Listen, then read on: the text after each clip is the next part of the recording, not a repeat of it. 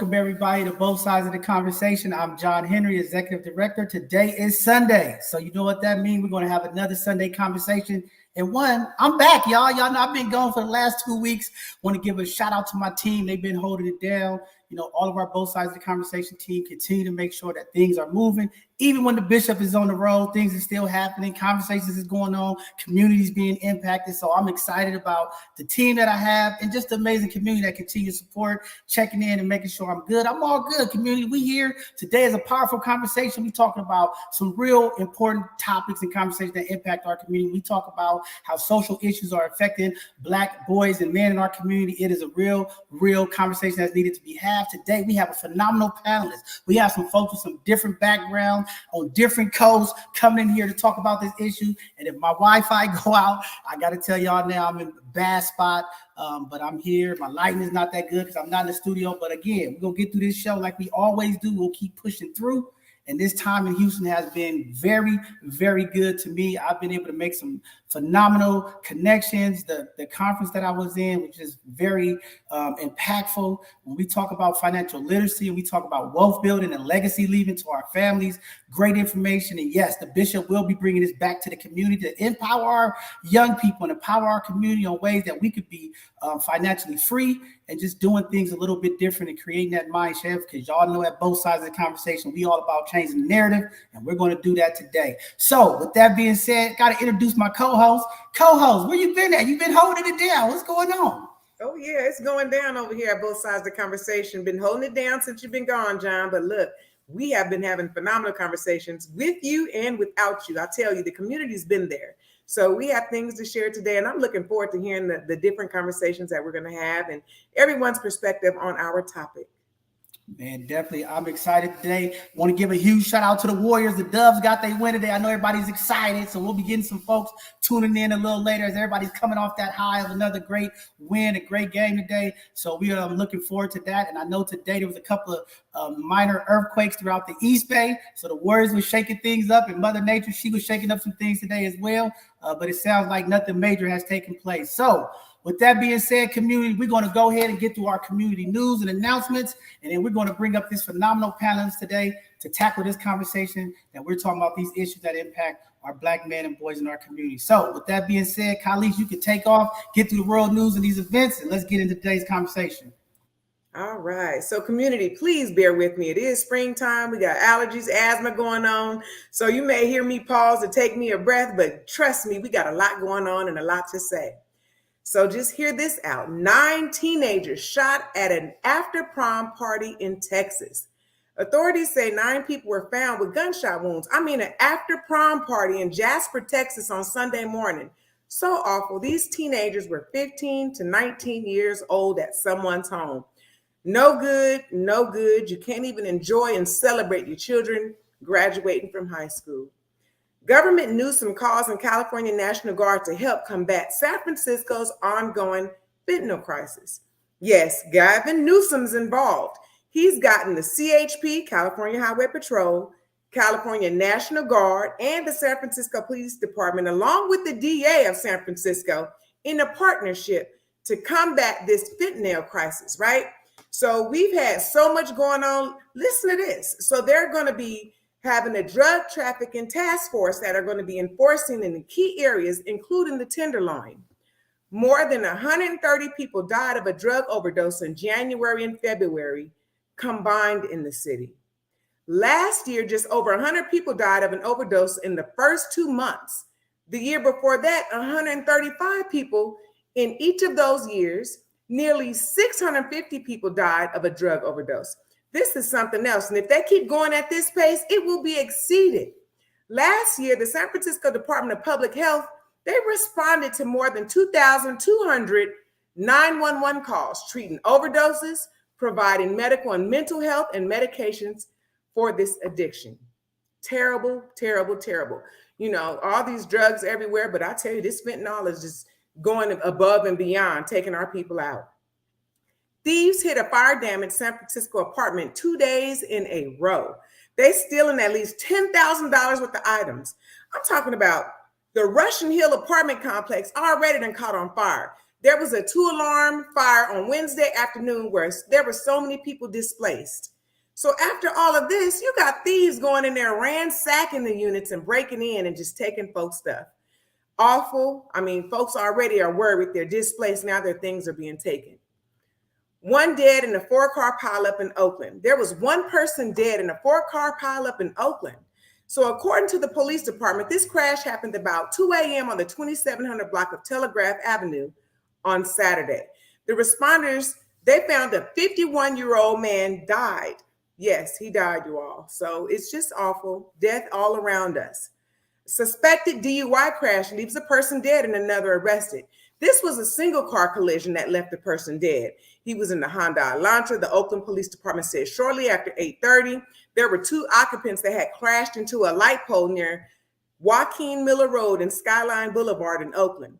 The 23-year-old had minor injuries, but the 27-year-old, he was taken to the hospital where he was later pronounced dead. Listen to this one. Citizenship no longer required to be a California peace officer. Okay, let that soak. I'm going to repeat that. Citizenship no longer required to be a California peace officer. So I don't know if you have traveled abroad. They have different standards in their peace officers. Okay, so now it's no longer required in California. So San Francisco Police Department no longer requires peace officer applicants to be a U.S. citizen, according to the officials. So Senator Nancy Skinner, she's the one that wrote the Senate Bill 960 now that allows anyone that is legally able to work in the U.S., regardless of their nationality, they can actually be a peace officer. I mean, John, let's talk about that for a second before we move on to events. I don't know. I don't know about this. I don't know what's going on with Senator Skinner, but hey, you know, these are the type of things that's going on in our state. And if we don't get involved and hold these elected officials accountable, you know, it's going to be some trying times. But again, you know, we'll see what it do. But yeah, that's interesting, colleagues. Very interesting. Absolutely. So that'll take us into our community events. Are you behind or trouble paying rent? Let me tell you about a resource. San Francisco Emergency Rental Assistance Program is helping folks. If you've been served with eviction papers, we have an actual link that you can access. Tenant counselors, if you need help, access the link below. We are here to help. San Francisco Emergency Rental Assistance Program is there to help you. Bay Area Girls Teen Summit Workshop. Free prizes, meals provided April 29th, 8 a.m. to 7 p.m. at the Williams Chapel Baptist Church. This is at 1410 10th Avenue in Oakland. You can register at the link below. Both sides of the conversation in YMCA are hosting a skate party. Yes, we're going to be rolling on all fours or those inline skates, but we rolling. Skate rental, food, raffles, and transportation is included. You have to register. This is happening May 6th, 6:30 p.m., 9:30 p.m. to 9:30 p.m. The Golden Skate. Yes, so this is in San Ramon. There'll be transportation that'll leave from San Francisco and will get you there and take you back. So register at eventbrite.com. And I tell you, it's going to be an event. You'll see many of us out there representing both sides of the conversation. We could skate backwards. We might do a couple of twirls for you, but be there. Get involved. Peace Dance Studio presents Dancing with the Ancestors. This is happening May 6th at 6 p.m. at the VIP Theater at 2029 East Harding Way. Tickets are $20, and this is in Stockton. For more information, you can access the website below. BBS presents a free one-day youth baseball camp at the Visitation Valley Playground, May 7th, 9:30 a.m. to 1:30 p.m. at 263 Leland Avenue in San Francisco. For information, you can contact Antoinette at the phone number below. Suge and Cafe 22. Mother's Day Gospel Brunch and Fashion Show. Yes, they're going to be stepping out, so get ready. The theme is Forever Valentine, featuring Pat Wilder and the Spiritual Delight. May 7th, 2 p.m. to 5 p.m. in San Jose. At 2301 San Jose Avenue in San Francisco. I repeat, Powerhouse, 2301 San Jose Avenue in San Francisco. It's a free event, y'all. Again, that's a Mother's Day Gospel Brunch and Fashion Show. You got to be there, be square, because I'm sure they're going to have some fashion for your eyes. Black Female Project is hosting an 8-week of self-discovery program with Dr. Walters. This is every Wednesday starting April 12th to May 31st, 5:30 p.m. to 7 p.m. You can register for this free event at the link below. San Francisco Juneteenth. Yes, Juneteenth is coming, y'all. Save the dates. June 10th is the parade. June 16th is the City Hall kickoff and gala. June 17th is the Fillmore Festival. June 18th is the Bay View Festival. For more information, you can access the link below.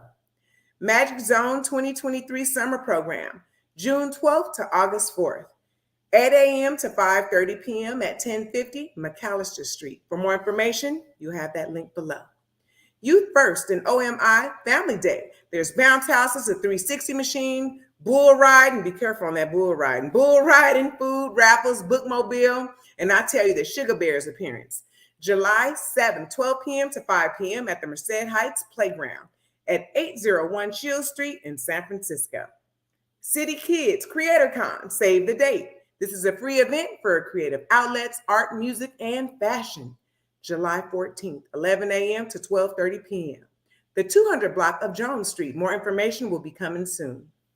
Youth First and Invest Black Comedy and Awards Show. Yes, yes, yes. Youth First and Invest Black Comedy and Awards Show will be August 11th at 7 p.m. Doors open at 6 p.m. at the Brotherhood Masonic Center, 855 Brotherhood Way in San Francisco. Food is included in your $50 ticket. Look, there's going to be laughs, and more laughs. Go ahead to eventbrite.com. San Francisco HRC regular bi-monthly commission meetings are on the 2nd, 4th, and 4th Thursday at 5 p.m. at the San Francisco City Hall, room 416, and there's also Zoom information below. African American Reparations Advisory Committee has monthly meetings also virtually at 5:30 p.m., and this occurs every second Monday. You can register at the link below. Remove Reverend Amos Brown from the NAACP and Reparations Task Force. Reverend Brown does not represent the change that we need. Both sides of the conversation need your support and your signature. Go ahead and sign at the link below. Facilities is having a hiring fair. This is at the Mission Bay Mission Hall, May 5th, 11 a.m. to 4 p.m. You can register at the link below, and you can also find the open jobs at that link below. San Francisco Adult Probation is recruiting for key reentry division positions. Yes, reentry division positions. They have a reentry division director, code 0923, and a senior community development specialist, 1 at code 9774, and a senior community development specialist, 2 at 9775. Apply at the link below. Join our youth team. San Francisco youth volunteers needed. There's a paid stipend. High school or college honor roll students, join with us at the email hr@bsotc.org. That's both sides of the conversation. Give back to the community. We need volunteers. We have open positions: Director of HR, which is Human Resources, Finance, IT, and Development, Fundraising Coordinator, Event Planner, Production Assistant, Marketing. I mean, we have a host of positions. If you know that you are qualified and you can come bring something back to the community, email us at hr@bothsidesoftheconversation.org. Both Sides of the Conversation is in search of volunteers. Our work is inspiring and feels good. We make a difference in the community with tangible results to show it. We are a highly driven group with high impact. We get the right things done the right way. Not only will you contribute to the community, but you'll also learn a lot and gain knowledge in your field of interest within the organization. We value your ideas and input. Sign up to be a volunteer today. You can make a difference. Let me tell you, go to all of our social media sites for more news on how to give back to your community and support Both Sides of the Conversation. We are a phenomenal organization. We love our community, and we prove it with actions. Right, John? Oh, yeah. Most definitely looking for the support. We need that talent. You know, we are coming through the end of this volunteer month. You know, April is volunteer month, so definitely we need folks in the community to give back. We got to continue to support and uplift each other because that's how we move forward with our progress. Again, a couple of events going on. Yes, May 6th is our skating event. We partner with the Baby Y. This is going to be a great event. Looking forward to all the community folks coming out. Y'all know every event that we are part of, you know, it's going to be lit. We have a good time. I'm gonna tell y'all right now, y'all better not laugh at the bishop if I hit the ground, all right? Because I know I'm gonna hit the ground, and I'm looking for all my skaters, all the folks that want to come out and show your rolling skills, man. Come out and support and check out where we're going. Also, we will be at the comedy show. Definitely our organization will be supporting. A number of us will be there. So please make sure you get out and support Invest Black, support the folks in the community that's doing their thing, trying to put things together for community. So with that being said, I'm ready to get started. Did you want to go ahead and bring the guests up or go over the statistics and get going? Let's do it. Let's do it. So let's get into these statistics because our show today is on social issues affecting Black boys and men. So with that being said, we have something to say today. So to be a male, poor, and either African American or Native American is to confront on a daily basis a deeply held racism that exists in every social institution. You know, here we provide some key facts on Black men's outcomes in 8 important domains compared to Black women, and white men. Number 1, education. In 2019, 28% of Black men ages 25 to 29 had a bachelor's degree or higher, compared to 30% of Black women, over 40% of white men, and nearly half of white women. Number 2, upward mobility. Black men, by contrast, are much less likely than white men to rise up the income ladder. A third of white men raised by low-income parents end up in the top 40% of the income distribution as adults, compared to only 19% of Black boys. Number 3, earnings. The results are striking. Black men earn $378 less per week than white men and $125 less than white women. Overall, white women have seen the biggest increase in earnings, overtaking Black men in the 1990s. Number 4, labor force participation. The labor force participation rate for Black men aged 20 and over is 5.6% points lower than for white men. Number 5, unemployment during the COVID-19 pandemic. Prior to March 2020, Black men consistently had among the highest unemployment rates of Black and white workers. In September, 12.6% of Black men were unemployed compared to the 6.5% of white men. Number 6, now this is very important, life expectancy. Life expectancy is lowest for Black men. For white men, life expectancy at birth is about 6 years lower than at age 65. But for Black men, the gap is over 9 years, showing that Black men are more likely to die prematurely. Black men die 4 years earlier than white men. Number 7, COVID-19 death. Black men have been the most likely among Black and white Americans to die of COVID-19 at a rate 2.4 times that of a white man. Lastly, this is very important and impactful, criminal justice. Black men face a much higher chance of being incarcerated. Black men make up the largest share of prisoners. Now, prisoners, community, this is something deep, very deep. So this is what's going to open up our conversation today on social issues affecting Black boys and men. Ooh, that's some heavy stuff. Those statistics is real. We feel it in the community. We see it in the community. And I know this conversation is going to take off. To all the community folks, if this is your first time tuning in, watching the show, if you would like to ask the panelists any questions or you would like to make any comments, please use our live chat on our YouTube channel, or you could do it from our Facebook group or page. Just look up Both Sides of the Conversation Facebook group and page, and you can leave your questions or comments there, or if you have any questions or comments for today's panelists. With that being said, enough's enough. You heard enough from us. It is time to hear from the very people who are coming to elate this conversation today. And we're going to start bringing up our panelists today one by one. I'm going to start off today and bring up this phenomenal brother. The General is here. He's coming back to support today's conversation. General, welcome back to Both Sides of the Conversation. Let the people know who you are and a little bit about yourself, brother. You got to unmute yourself, General. Now you come on here, you know to unmute yourself. I thought you were going to do all that, man. I'm sorry. I apologize. Yeah, I'm General Parker. I'm reside here in Orange County. Originally from out of Illinois. Grew up in Detroit.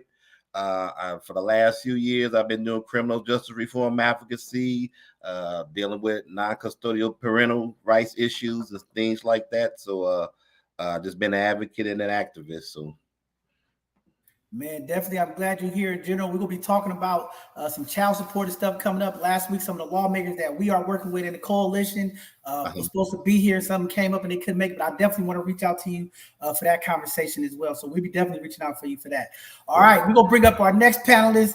This brother has been here before. Last time this brother was here, he caused a firestorm for me, okay? My phone was blowing up, emails. He drove the ladies of the community crazy, but he's a very influential brother, very sharp, knowledgeable. My brother Mark, welcome back to both sides of the conversation, King.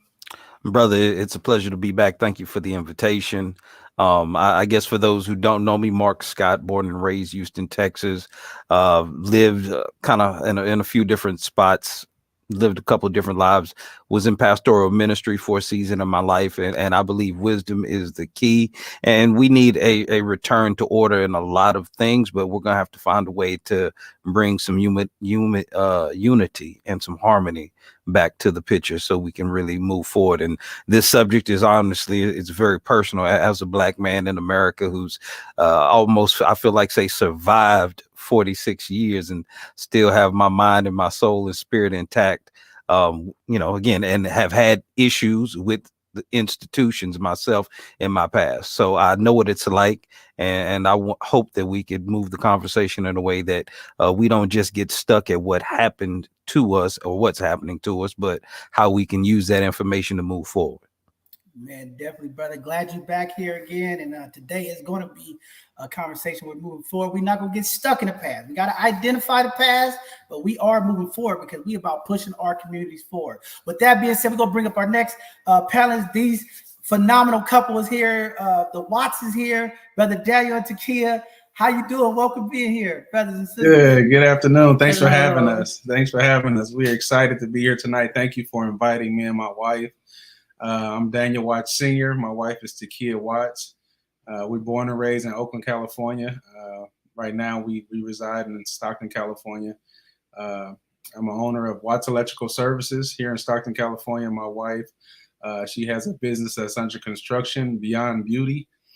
We are the parents of 4 young Black males in today's society. We have a 24-year-old, a 19-year-old, and we have twins, 17, all Black.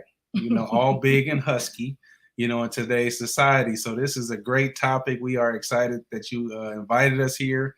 I'm also a pastor of a church. We planted a church 5 years ago here in Stockton, California, and we're just excited to be here. Thank you for having us, and we're looking forward to the conversation. Man, it's always exciting and great to have both of you here. We talk about Black love, unity, running businesses. This conference I went to this weekend with Boyce Watkins, we was really talking about family, how to invest and changing that mindset. And you all are the definition of what that narrative shift looks like, building families, building communities. So thank you. And we appreciate you being here today, King and Queen. Yes, Appreciate sir. it. Yes, Pleasure. sir. Thank you. All right. Next, we're going to bring up this guy. This is another powerful brother in the community doing some amazing work. My guy, Larry Martin. Welcome to both sides of the conversation, King.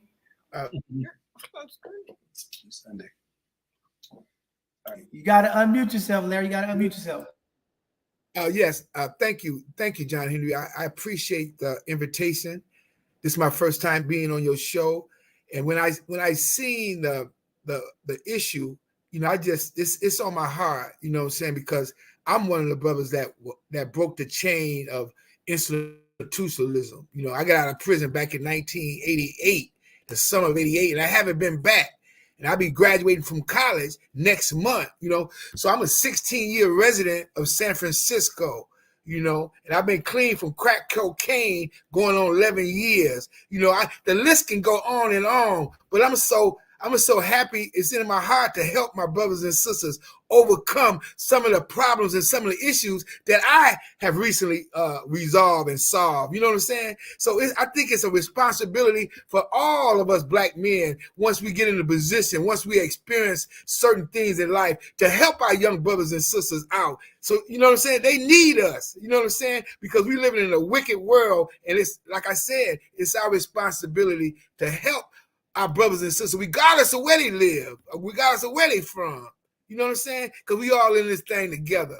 And my name is Larry. And I also serve on the Dream Keepers Accountability Committee, you know, for the last year and a half. Man, thank you, Larry. You know, thank you for your service and what you bring. And today is going to be a very powerful conversation. So we just appreciate you being here, and I'm looking forward to today's conversation as well. With that being said, I'm going to bring up the evangelist. He's come back again, community. Brother Robert, welcome to both sides of the conversation, King. Hey, peace and blessings going on, everybody. So I am Evangelist Robert Velas Jr. I am the God-fearing radical Black Puerto Rican man of God for the Bronx for Life started. I never forgot my roots. I have so much love for my Lord and Savior Jesus Christ.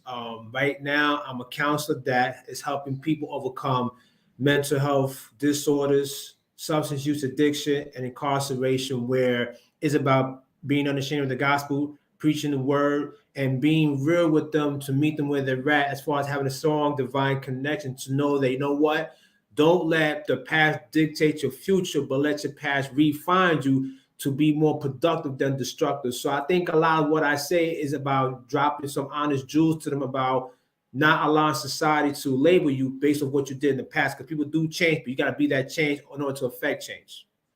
Man, very powerful stuff. Glad to have you back, King, and Yep. looking forward to today's conversation. I know it's going to be very powerful and impactful. Our last panelist today, Brother Ivan. Welcome to both sides of the conversation, King.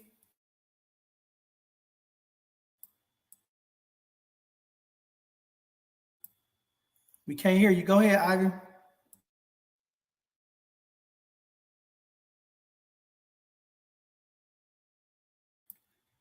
Look like Ivan's having some connectivity. Ivan, you might want to try to log out and log back in. We'll get you back in, brother. All right. Well, while Ivan's trying to fix his connection, we'll get him back up here as soon as he get his mic and his stuff working. We'll definitely go ahead and start this conversation. As y'all heard in the opening, as colleagues were reading some of the statistics that impact our community, we want to talk about the solutions. And I heard it clearly at the beginning about how we move forward, but we also need to identify some of those issues. And I just want to open it up today, and we'll do it popcorn style and give everybody opportunity to put their voice in on it. And definitely we're going to move this conversation forward as it picks up, because I know it will pick up.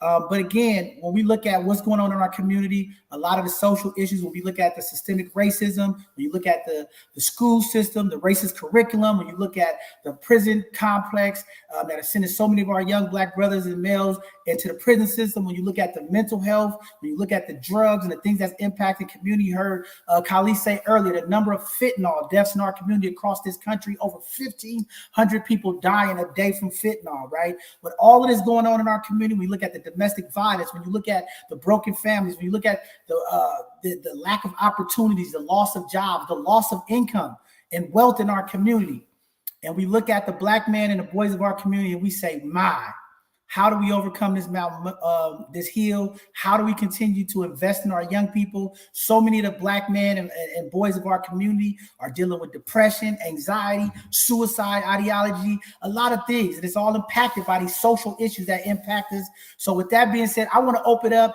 and just give everybody an opportunity to open up. What do y'all feel? Where we at, and how do we connect? Because the biggest thing is we have to connect with our young people.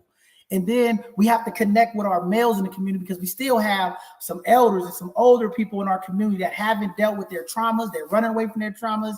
And we have a lot of toddler mindsets. They're not able to articulate their feelings and their emotions. And then it turns into a volcano that erupts. And sometimes that's gun violence. Sometimes it's domestic violence. Sometimes it's suicide and a number of other things. So today we want to figure out, how do we create that safe space? How do we create the emotional fluency that is needed in our community? So with that being said, I'm gonna open it up. Anybody is welcome to start, and let's just go ahead, popcorn style this thing and go, and let's get this conversation moving today. Well, for me, this is so deeply rooted. I know early before we actually got on the air, I actually got a chance to hear from Larry Martin. He was saying something about how this idea about passing the torch. And I think what's happened is that there has been a disconnect as far as the passing of the torch, where if you look at it from a biblical standpoint, you got to look at it from how Moses passed on what he knew on to Joshua, how Jesus passed on what he knew on to Peter, what Paul knew and he passed on to Timothy. And because there has been a disconnect, we've done a disservice to a lot of young people because, like I said numerous times, multitudes of times, there has been situations where, you hear this narrative that kids are no good. These kids today, well, no child's ever asked to be born. I was in that situation where, I heard that narrative too. Oh, these kids today. But where was the elders to teach us what we need to know? Where are the elders where we should have known something that we was lacking at the time, where we had to figure out life ourselves? So, so you think about the young people today and you think about how you hear this narrative of, oh, they no good, these kids today. I don't think they wake up, one morning or wake up with a purpose to say, I'm just going to act out. There has been some kind of atrocity that they dealt with in their lives where they've been dealt a bad hand like we did. And what is lacking is love, discipleship, mentorship, that kind of camaraderie to really unify where you meet them where they're at, because you have to be more relatable. And I think sometimes what happens is that folks don't know how to even have a conversation because you come from from a certain era, so you was raised a certain way versus how it is now, where these kids come from this era right now. So there's a lot of elements that goes on in the society that we live in. But what has happened is there has been a disconnect. And because there's been a disconnect, it's so easy to suffocate people with so much negativity and so much hopelessness and helplessness, and just having that attitude of that there's no way that they can ever convert and be better people. But then again, it's fault of the adults for not teaching them right from wrong at an early stage. Because like I said, myself, growing up in New York, I didn't have no one to mentor me. The streets was my disciple. The streets was my disciple. New York was my discipleship. So no one didn't teach me right from wrong at an early age. So I had to figure out life myself. So just imagine what these youngsters are going through now, where no one's not there to guide them, to show them how to maneuver in a different way than how it was, let's say, for example, when I was growing up. So what I do now, and having worked in this field for over 30 years, I'm very authentic and genuine because I talk to them where I don't look down on them. I don't ostracize them. I meet them where they're at because I've been in them shoes as far as being relatable and adapting. And I think when it comes from the heart where it's sincere and it's authentic, they can sense it, they can feel it, they'll know it. And when you come at them where you can identify with what the struggles are or what the deficiencies are, and you bring about solutions of whatever the needs there are, they're going to respond to you in a powerful way, more so that they'll tell you more than what they'll tell their parents. And I'm a living witness to that. So, Evangelist, where do you think this disconnect came from? When do you think it started? I think it's been going on for a long time. It's been going on for a long time as far as the disconnect, because there's not enough community building. There's not enough relational building. There's not enough, moments to like spend time with someone to actually get to know what was their life like beforehand and what's happening at this point as far as their reality, and just trying to figure a way out. And I think what happens is that when there's not enough support to show them that there's solutions out of bad times, out of turbulent moments, when you don't provide solutions and do it in a way where it's not being judgmental, but yet you're being real with them, when there's not enough support, this is where the disconnect happens, because no one's not teaching them right from wrong. No one's not showing them. But if you show them and connect them to different personnel, different connects that can help them further advance in their careers and their journeys and what they're trying to achieve, then you got a better shot for them to achieve at the highest level. Well, if I can jump in, General, part of the disconnect, and I'll just remember being a child of the 70s and coming up kind of through the 80s, and really my heyday of awareness really kicking in the 90s. A lot of what was taught to us, instructed to us, didn't have the influence of what we saw really shaping us, which really had influence and power in our life. When you're looking at power structures such as government, who you understand, you see a pattern, they espouse one thing as an ideal, but the reality, what controls them, is something else. When you go to church, we have this idea, this concept that we talk when it comes to our relationship with God and the Creator, but you see what really moves and what people are really loyal to, and you see the disconnect. So after generations of seeing this, we've all kind of got caught up, because we understand there has been an institutional attack on family, just as a general unit in Western civilization. So a lot of the power structure that actually seems to move and control stuff, young men, boys growing up aren't stupid. We know what's working and ain't working. And I hear you say, do the right thing, say the right thing, go to school, get good grades. But when I see homeboy down the street making moves on the side and he got money, he got girls, he got cars, he got power, something in me that hasn't been defined, because one of the biggest challenges is our identity issue, how we see ourselves and how that's shaped. We don't understand how all the technologies around us influence that. Then it's relationships. How we see ourselves affects how we relate with each other at a family level, at a community level, in the workplace. And then we got to think about power. We all have this need for power, but when we're constantly fed the statistics and the images and the negative stereotypes, we're disempowered at a psychological level. So that's why so many of us fail to rise to the greatness that all of us have potential to. And I, as a Black man growing up, I understand the nuances of each season of that. And that's where we have the disconnect, is we're dealing with a psychological issue of trying to reconcile what we're being told and what we're actually experiencing. Well, you know, before 1964, Black households were 85% intact families. That means mama and daddy were right there in the home. Absolutely. Today, that's flipped. Okay. Mm-hmm. You're more likely to grow up in a home that's 85% single parent. Yes, sir. Okay. So there had to be some engineering up in there, some social engineering, some kind of way. And I'm glad Brother John Henry said something about it earlier about the systemic racism, because I had to facilitate a class on racism at a church a few years ago. And the people that taught us to facilitate let us know that there's not one problem in the Black community that racism is not responsible for. Okay. So if the first 200, 300 years we were here and they couldn't break up the Black family through slavery, Jim Crow, and everything else, what do you think had to happen in the last 50 or 60? They did something. And the first thing was with the family courts and taking the man out of the house. Okay. And now our women are mad at us because we're not there, you know, but we had to leave. Well, it wasn't me. I was young at the time. the men had to leave in order for them to get some help because they wasn't giving us work. Okay, we what they consider the low-hanging fruit. Okay, so the ghettos, that was designed. Okay, our education or miseducation system, that was designed. Our religion, that was designed. You know, they got us going to church, and my mothers and grandmothers going to see a white Jesus every Sunday. You know, but then when we read in Revelation, we find out Jesus was Black. You know, so that's a disconnect. Yep. So, and then when we try to go get health care and things like that, you know, in the criminal justice, back then when in 1964, we had 85% of our homes were intact. There was only 175,000 people incarcerated in this country, in the entire country. Now that you got 85% of the homes are single parent homes, now we got over 2.4 million of our people locked up. It's big business. Put the money into the family and you keep the families, but they want to put the money into the prison system, and now they're growing the prison system.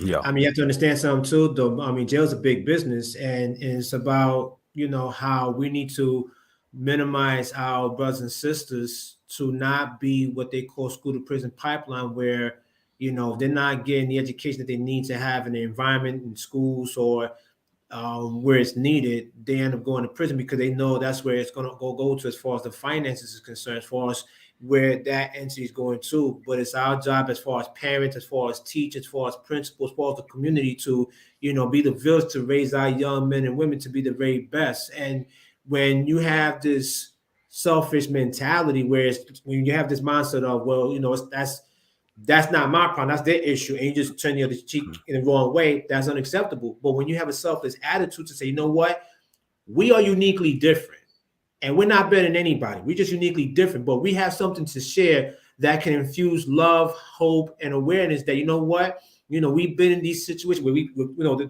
atrocities that's been handed to us from generation, those that came before me.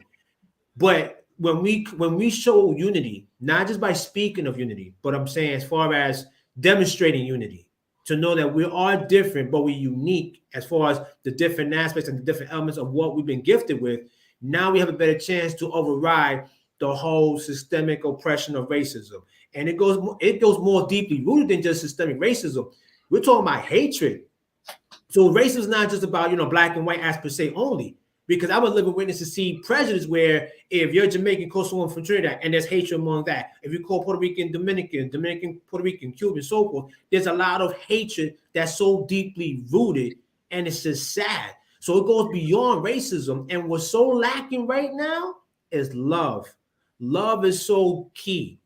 Love is like the cornerstone, that when you have love in your heart, mind, and soul, then everything else that comes along with it will fall into play. But it doesn't take one person to do it. It takes everyone as a whole camaraderie to come together to say, you know what, it's not about you, it's not about me, it's not about the next man or next woman, whoever, but it's about addressing something to say, you know what, we all have something to share. We all got something to give.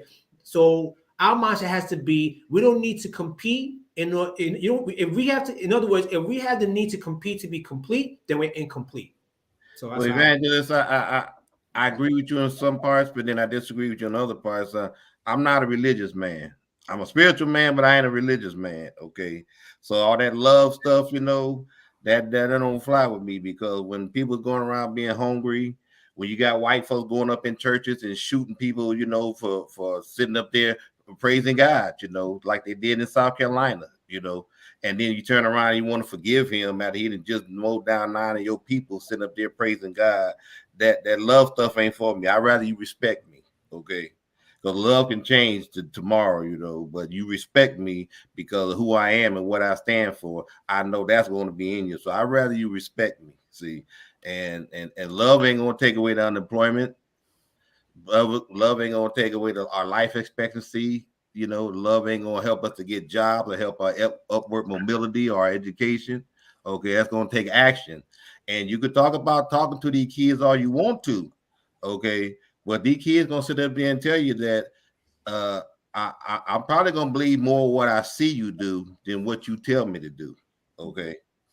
So you can tell your son to watch where he steps anytime you want to. He's gonna tell you, no, you watch where you stepping because I'm falling in yours. That's right, and that's what I'm going to comment on, because you said, General, where's the disconnect? Like Brother Mark said, when I'm watching that person down the street getting his money on, I'm gonna have the tendency to follow in that step. But I think it starts in the home. I think the disconnect starts in the home, and like you all said about the systemic system that we have going on, which separated the black man from the home. We know of a lot of black women that raise successful individuals. So it still starts in the home.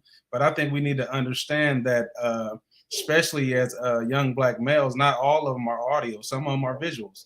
Some of them need to see, like we said, see a brother living upright, see a black father upright, see a positive role model in front of them. Because, Evangelist, I agree with you. Love is the key. And it might not be for everybody, but when you talk about it, you also got to display it as well, because we can say one thing, but in front of them, we live out another. And that's what makes them run to the gangs, run to the streets, run to everything else that's embracing them, that feels like love to them. So when we show them genuinely that we care, and that we're here, and not just by audio, but we're visual, we're showing them, we're walking it out in front of them. And that's the approach that I take with my young black man that I'm raising, because I say one thing, and like the general said, they watching me and saying, well, you doing another. They check me all the time. So you have to live upright in front of them and let them see that you're not just talking the talk, but you actually walking the walk. And I think that when you're speaking to a young black male in this society, they want to know more than what you can say, but what about what you're doing? About what you're doing. And, you have to give them another outlet. You have to give them another platform that they could be successful on when the world don't offer that to them, because they got so much to deal with when they leave our homes, or when they leave the homes that they living with, is that, they're yearning for something different. Because I was in their shoes. I've been to prison. I was caught up in the streets of Oakland. I was shot running the streets and all of that. And I just had an interview before this that kind of brought out some stuff that made me say, wow, how did I end up where I am today? Is because I had to consciously make a decision that I wanted better than what I grew up around, and didn't nobody show me that, but I had a desire that. But now I want to teach the young black male that I encounter, whether it be through our church, whether it be through me trying to hire them for the business or me just raising my children, and not just talk about it, but show them what it means to be a young Black man in today's society. Show them how to thrive in a systemic system, because we can do that. We can rise above the systemic system. We don't have to keep saying slavery this, slavery held us down, the community won't let me do that. We got some power and some authority in our hand because we equipped with some knowledge. When we come together on panelists like this, man, you guys throwing nuggets at me that hopefully I use it to go to another level. But it's all about when we come together and we be transparent and we share, and we walk the walk. Man, so Daniel, this is what I want to do real quick because I want to make sure everybody get in. I hope Ivan got his mic and stuff fixed. I want to hear from your wife, Takia, because I want to hear her perspective of the family dynamic. I want to hear from Khalees, and then I want to go to Larry, and then we'll see if Ivan is there. And then I want to put down some thoughts that I was thinking today that I wrote down because it ties into this well when we talk about love and action. But yeah, Takia, I want you to jump in there, then Khalees, and then Larry, and then Ivan, and then I want to give everybody some thoughts and some things that I was thinking of. That I think is fitting for what we're talking about. Thank you, John. It's funny because initially when we first were backstage and we got on and I saw it was nothing but male, I told my husband, I said, wait a minute, I don't know if I should actually be here. But then when we started talking in the background, there is always a woman perspective, right? For me, like for our kids, we said, we have 4 boys, and our great nephew just walked upstairs, but we have 4 boys that we are raising. And when they were younger, I was there's another, we always have boys in our house. Okay. Boys bring more boys to the house. And so when we were raising our sons, I was still like an iron fist, even as a mother, with my husband in the house with me. And my husband used to say sometimes, you're not so nurturing. Why are you always? And I said, because I understood the assignment. I understood I was raising boys to be men. And once they got to a certain age, I said to my husband, they're now yours. Even though we raised them together, I knew once they got into teenage years, once they got into a place where I've never been a teenage boy, that he had to really be there, and he had to give that advice that I couldn't testify on, that I could not speak to. And I understand that it takes both of us. That's where I feel the disconnect. It takes both of us, whether or not you're a single mother. If you got a brother, or if you got an uncle too, or if you got a male that's around, they need to be around your boys, right? Because there is a point where I can't take you to the next level. There's a point where my son gonna have to come talk to dad about the issue, because I've never lived that. I mean, growing up in Oakland, being a tomboy, yeah, but being a boy, no. And I know, even though society today will tell you that you have a choice to choose who you actually are, I don't believe that. I was born a woman, and I'm proud to be a woman, and I'm going to be a woman, and I'm going to be a Black woman. But I understand that I'm not so strong that I don't need him. Wow. That's where another disconnect is too, that we're such strong Black women that we don't need a man. Yes, we do. Wait a second. Say that again, Queen. I need to hear that again. Say that again. Big props to you. Much love and respect for you, Sister Takia. And Brother Daniel, you got a jewel there. You better hold on to that one. Right. I want to say this because I think that needs to be heard in our community. And too many times the women of our community do not want to unleash that power. And again, when we talk about mentorship, when we talk about leadership, we cannot have leaders in our community that straddle the fence. And I know we have a very small amount of those leaders and people that we can lead, but I believe through conversations like this, we can begin to build that. I mean, because everybody talks about it. Y'all see me that been here that know how I am about the village. I'm always asking, where is the village? Who is the village? Because right now the village is not so looking good with our young people in our community, but there are some gems. There are some movement that has happened in our community. But again, Takia, I think you hit it right. How do we get the women, those strong, independent women who I'm raising my kid? How do we get them to release that power so that the man of the community, because I deal with this all the time. When I mentor young people, I come down tough and I'm trying to teach these young brothers how to be young men. And then I got mamas that sing, oh, don't talk to him like this. Oh, don't. I say, hold on. Now, do you want me to mentor him and guide him and elevate him? Or do you want to come here and rub his head and say, Johnny's going to be okay? Because I need to know. But we need the women in our community to hear that. So I'm glad you brought that up. And again, you are welcome here. Only time we say no women allowed is when we have a man show that's on relationship just for men. But you are here. You are welcome. And our co-host is always here. We want to have both sides of the conversation. Go ahead, Kylisa. Then we go pass it on to Larry and then Ivan, and then we're going to open it up a little bit more. All right, this one gonna be tough. Thank you, Takia, for being here. Thank you. I was so happy to see you. So this one hits home for me. All right, being a single woman raising 2 sons. So let me tell you about this dynamic. I was raised by a 6 foot, 300-pound Arkansas woman, which was my grandmother. All of the women are big. Okay, they were tough. So I raised my boys tough, being a single mom. I didn't want no soft boys. So recently, my sons were like, Mom, why were you so tough? I said I was faking it because I needed to be stern on y'all because I wanted you to be tough and I needed you to grow up knowing the morals and values of young Black men and how you had to be steps ahead of the game to be successful in this world. So, Takia, to speak to what you were saying, there were no successful men in my family but my father before he passed. I'm talking about my grandmother had 13 children. All the men were in prison or dead. So my sons didn't have any male figures to look to. I was the first graduate. So I had to put my foot down and try to make sure that I was doing the best I could, raising 2 Black men. No woman, and I'm sorry, community or whoever that don't like this, no woman can really raise a man. They can't. They can try their best, but they can't.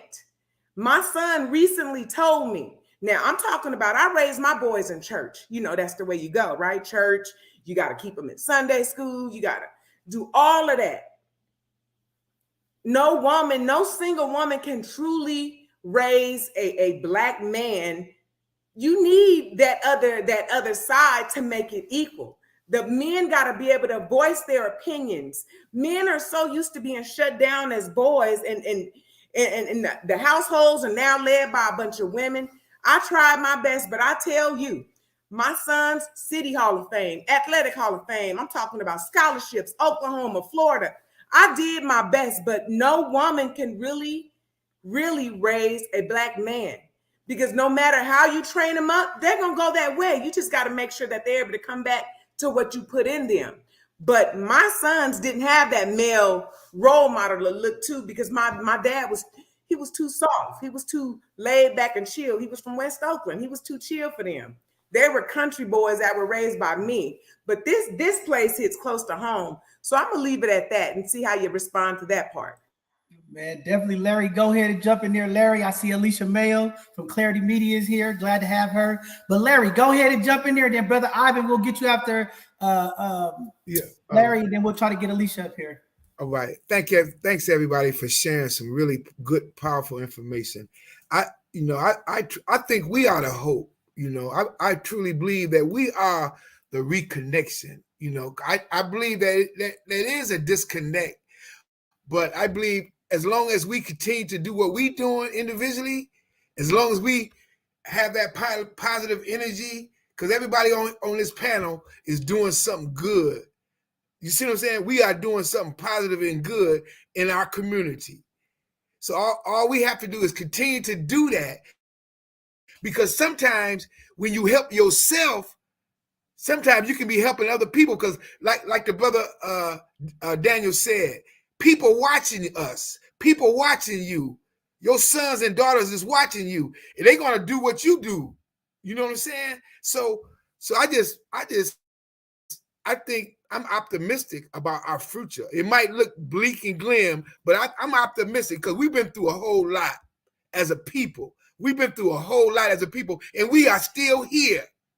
We are still here going through whatever we got to go through. So I commend everybody on this panel, especially John Henry. He's a positive role model for me. You know what I'm saying? Look what he's doing. Look what he's got. You know what I'm saying?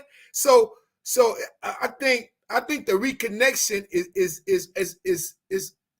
what we doing as Black people.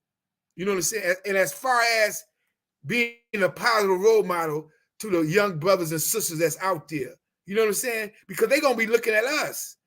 If we doing evil, if we doing wrong and stuff like that, they're going to look at that. They're going to do that. You know what I'm saying? So I try to keep it simple. Health is wealth. You know what I'm saying? So that's what I have to share. You know, I'm going to continue doing what I'm doing. And I think I'm doing positive things compared to where I've come from. You know what I'm saying? Where I've been. You know what I'm saying? So I'm going to continue to do what I do. And I pray to God that y'all do the same so we can help our young people out. Because once we help ourselves, we help them out. If y'all know it or not. You know what I'm saying? Because, yeah, that's all I have to share right now. But thank you for letting me share. Man, that's definitely what it is. Keep uplifting people. Brother Ivan, let's see if your mic and stuff is working. Can you talk, King?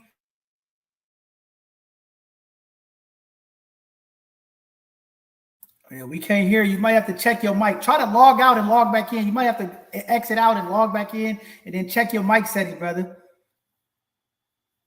Yeah, we can't get Ivan, but while he's working on that, we'll get him back up here. We'll get Alicia. Alicia, how you doing, Alicia? Hi, everybody. Can you hear me okay? Yep, we can hear you.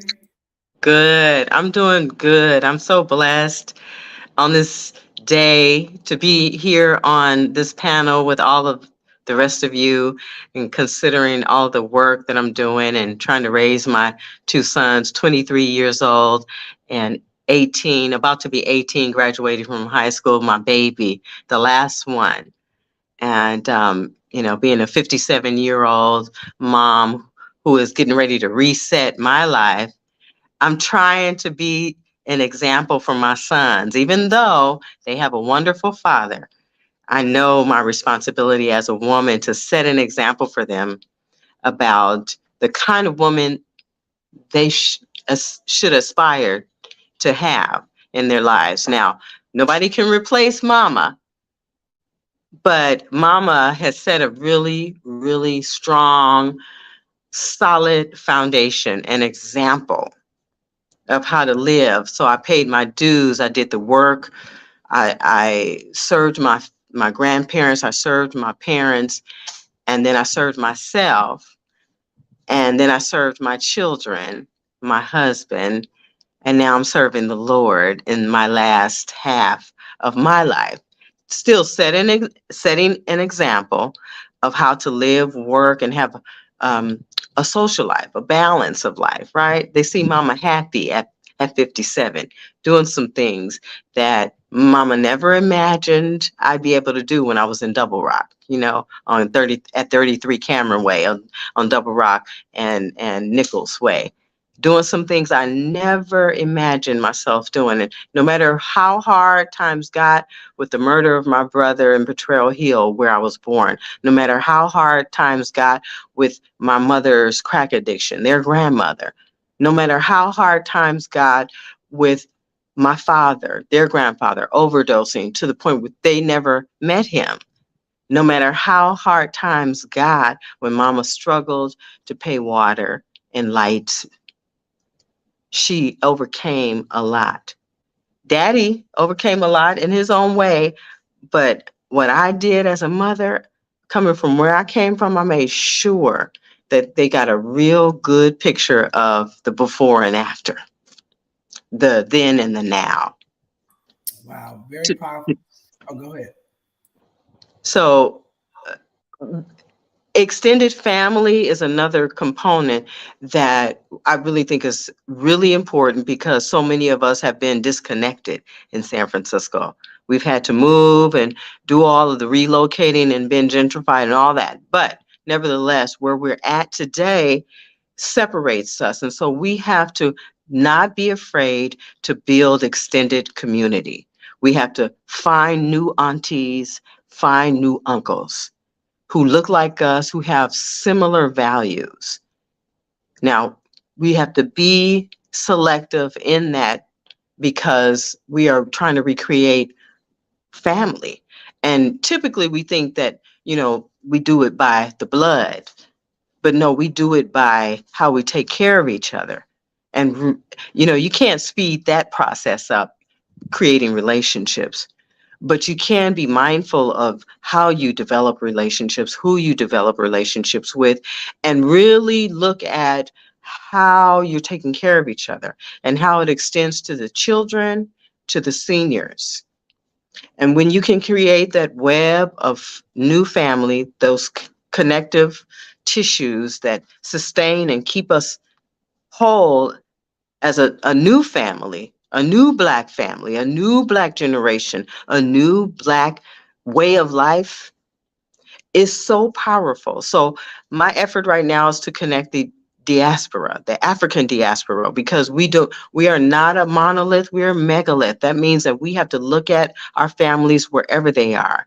San Francisco, Oakland, Mississippi, Jamaica, Haiti, Africa.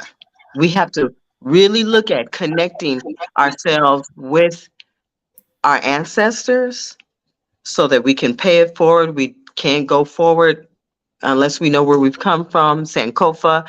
Like, this is the time when we really need to get real about our connectedness, our unity, our families, our extended families, and ourselves beyond where we're at, because we know San Francisco is not the only place where we're at. You know, I didn't leave my heart in San Francisco. I left my heart in Jamaica, to be quite honest. Right. You know, Okay.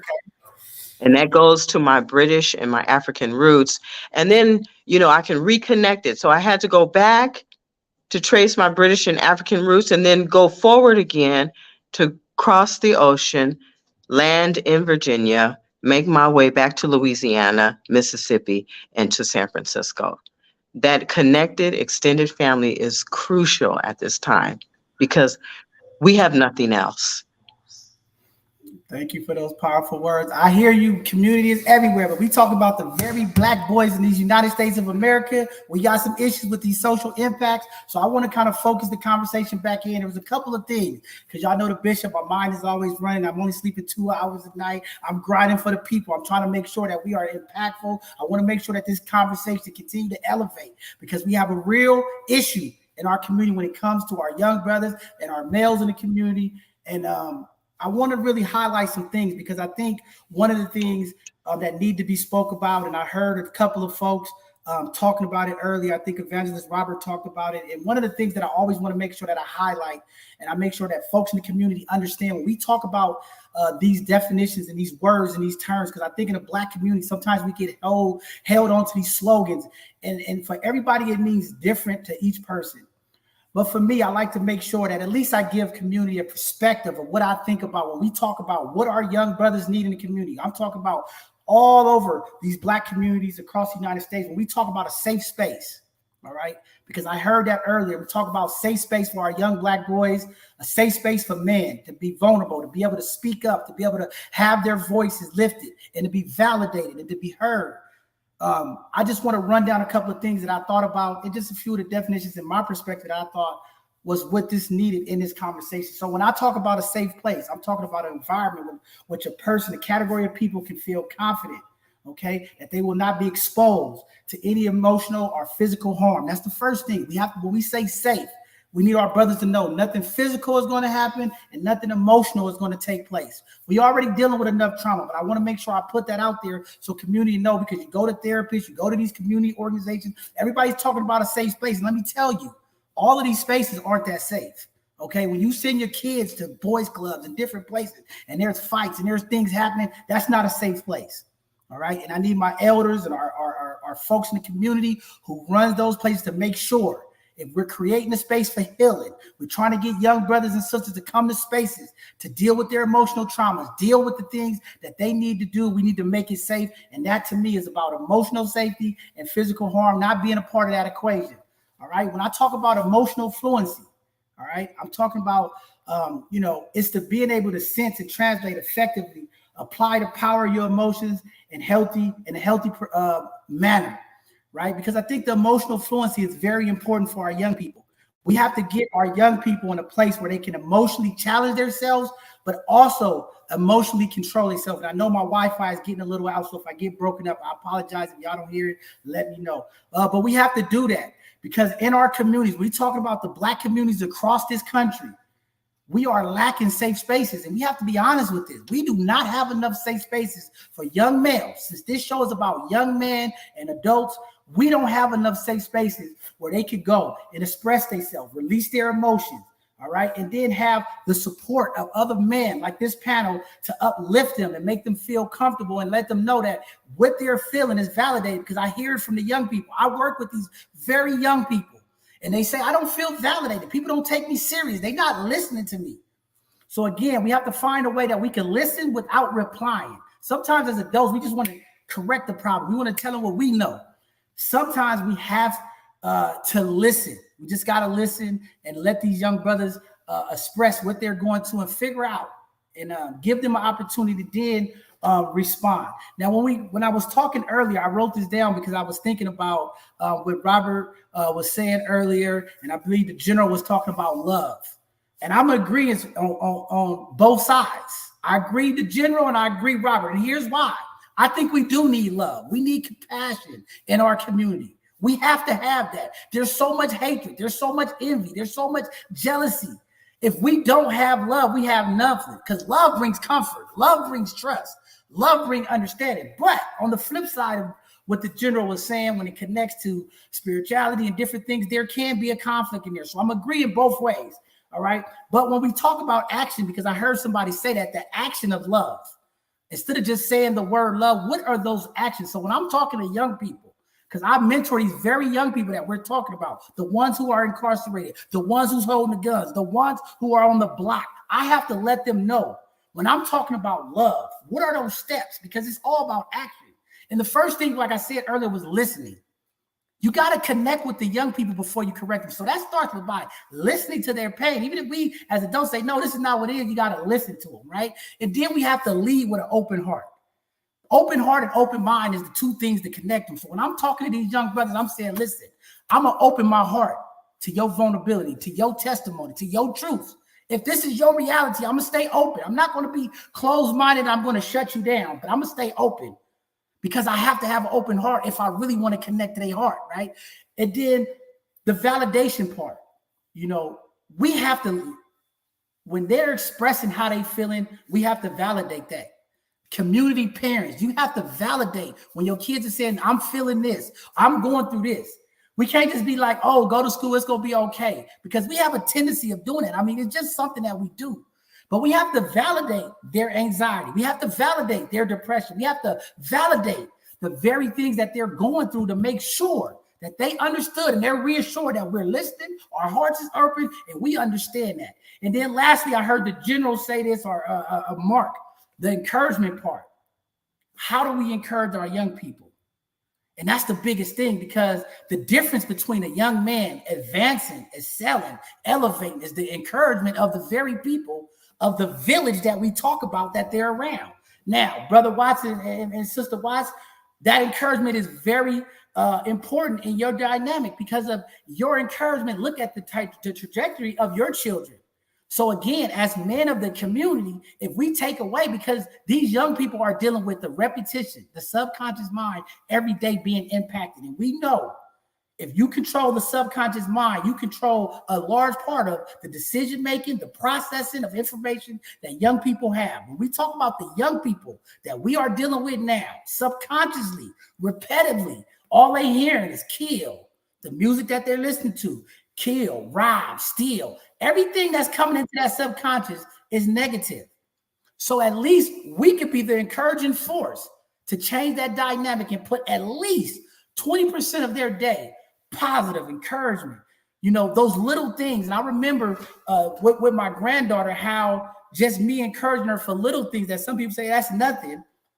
Every little thing makes a difference. If she got 100% on her spelling test, I'm excited.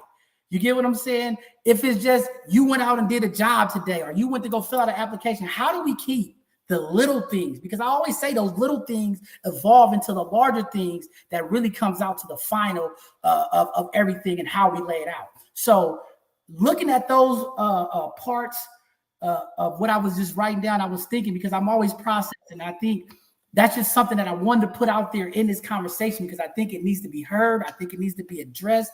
And then I heard from Larry earlier, how do we pass the torch as elders in the community?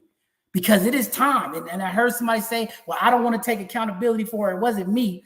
I think we have to stop that as elders, because at some reason or some point or some intersection, we all played a role in what's going on. Kids didn't just get born today and dropped off. Now, don't get me wrong, systemically, and the government and different things that played a part in it. But we also have to take the responsibility and accountability to say, hey, we played a part in it because we allowed these very things to happen and we didn't step in. And this is why I get so angry with these people in our community when it comes to our teachers, when it comes to folks. When we sit there and we hear all these disparities, you heard Khalees earlier going over all the statistics. What are we doing, elders, if we sitting here watching our community fail in our eyes? We are accountable for that. We can no longer sit here and watch our school system fail our young people and not say nothing and don't get involved. We cannot keep letting the systemic institutions of incarceration continue to hinder our community and we don't get involved and do nothing. We cannot keep letting the gun violence and stuff that's happening in our community and we just sit there and say there's nothing we could do. I believe it starts with all of us, the parents in the house. It is your responsibility to check your kids' closet, to check what's they're bringing in your house. I mean, that's just how I was raised. You wasn't coming in my mama's house with your backpack with nothing, just I'm going to my room. It didn't work like that, right? So we got to take some of those measures and some of the extreme measures that we have to do in this day and age as we are working with these young people, because the social media, what's going on, is no more excuse for saying, I didn't know this. We have to get involved and we have to connect with our young people. So I'm sorry I took up too much time, but I wanted to make sure I get that off of my mind and put that into the conversation because you all been hitting on some very, very amazing points. But I wanted to make sure that we're spelling it out to the community. We are naming what this is, because I don't want to get into this habit. And I'm trying to keep myself and correct myself, because sometimes we talk about mental health and everybody say get healing, get therapy, deal with the trauma, but we're not really laying out what that looks like. So I just wanted to make sure that I took that time to say, community, this is how I'm thinking of it, and it can be different for other folks, but I want to make sure when we talking about safe spaces, when we talking about these very things that can impact our community, I want to at least give you a lens of where I'm coming from with that. So I'll open it up to Ivan or anybody else. Ivan, did you get your mic working? I don't know if he got his mic working. I'll get, go ahead. If anybody want to jump in there, let me get them on there. We jump in because. Oh, go ahead. I'm sorry. Go ahead. Alicia got to lead, so go ahead and let her talk. I'm sorry. I just, with all due respect, I'm out of the country right now. And so before my internet connection starts acting crazy, I want to, share my thoughts really quickly and pay respect to John Henry, because John, everything that you said, not one word has been lost on us. And even if our youngsters don't hear this tonight, we can all leave here as adults activated, recharged, energized, inspired, and supported by what you're doing here on both sides of the conversation.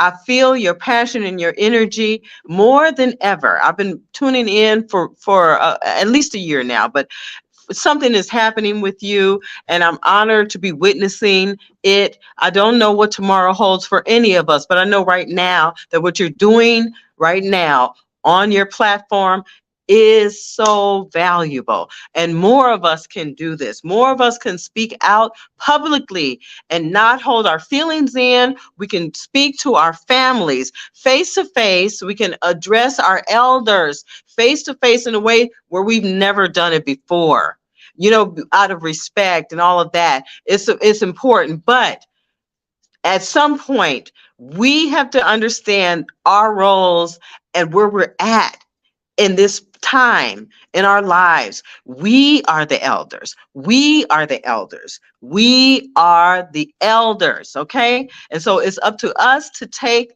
charge, to take initiative, to really focus in on leaving a legacy. And for me, that comes in the form of resources. I want to equip my sons, 23 and 18, and my nephew is 27. I want to equip them with the most knowledge that I can give them in a day, every single day. I have a daily list of the things that I want to accomplish for myself. And on my list are things to give to my sons and nephews to give them the access, the understanding, the education, the information to better their lives, whether it be through searching for jobs, appropriate jobs, education, access to workshops, learning environments, supportive family systems, holistic health that includes connecting your body, spirit, and mind. No disconnections. No, I'm going to take care of my mental health and I'll take care of my physical health tomorrow. No, you do all of that at the same time, right? And mental health care and physical health care could look like yoga.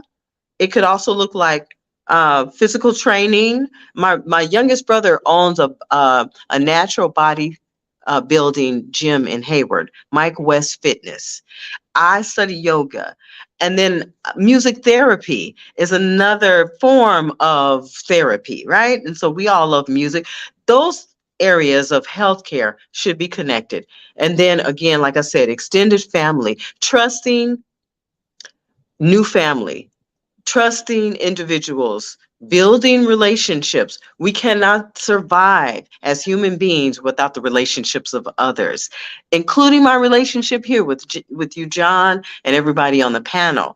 So those are just a few of my ideas. And as far as academics go, I took my son out of traditional high school because I ended up taking the GED before I became the first college graduate in my family. So have no shame about your non-traditional approach to educating your child. Do not be ashamed or afraid to take your children out of the traditional racist, stereotypical structures that we have been brainwashed to believe is the only way we can educate our children. We are brilliant as parents. We are brilliant as individuals. We can control the future of our children, and we don't need anybody's help. The standards, the testing standards, and the Naglieri test for gifted and talented education, all that is bull. None of it applies to real life, especially when you're a Black person, because we have knowledge on an infinite level. It can't even be measured. So go with that. I love y'all. I'm out.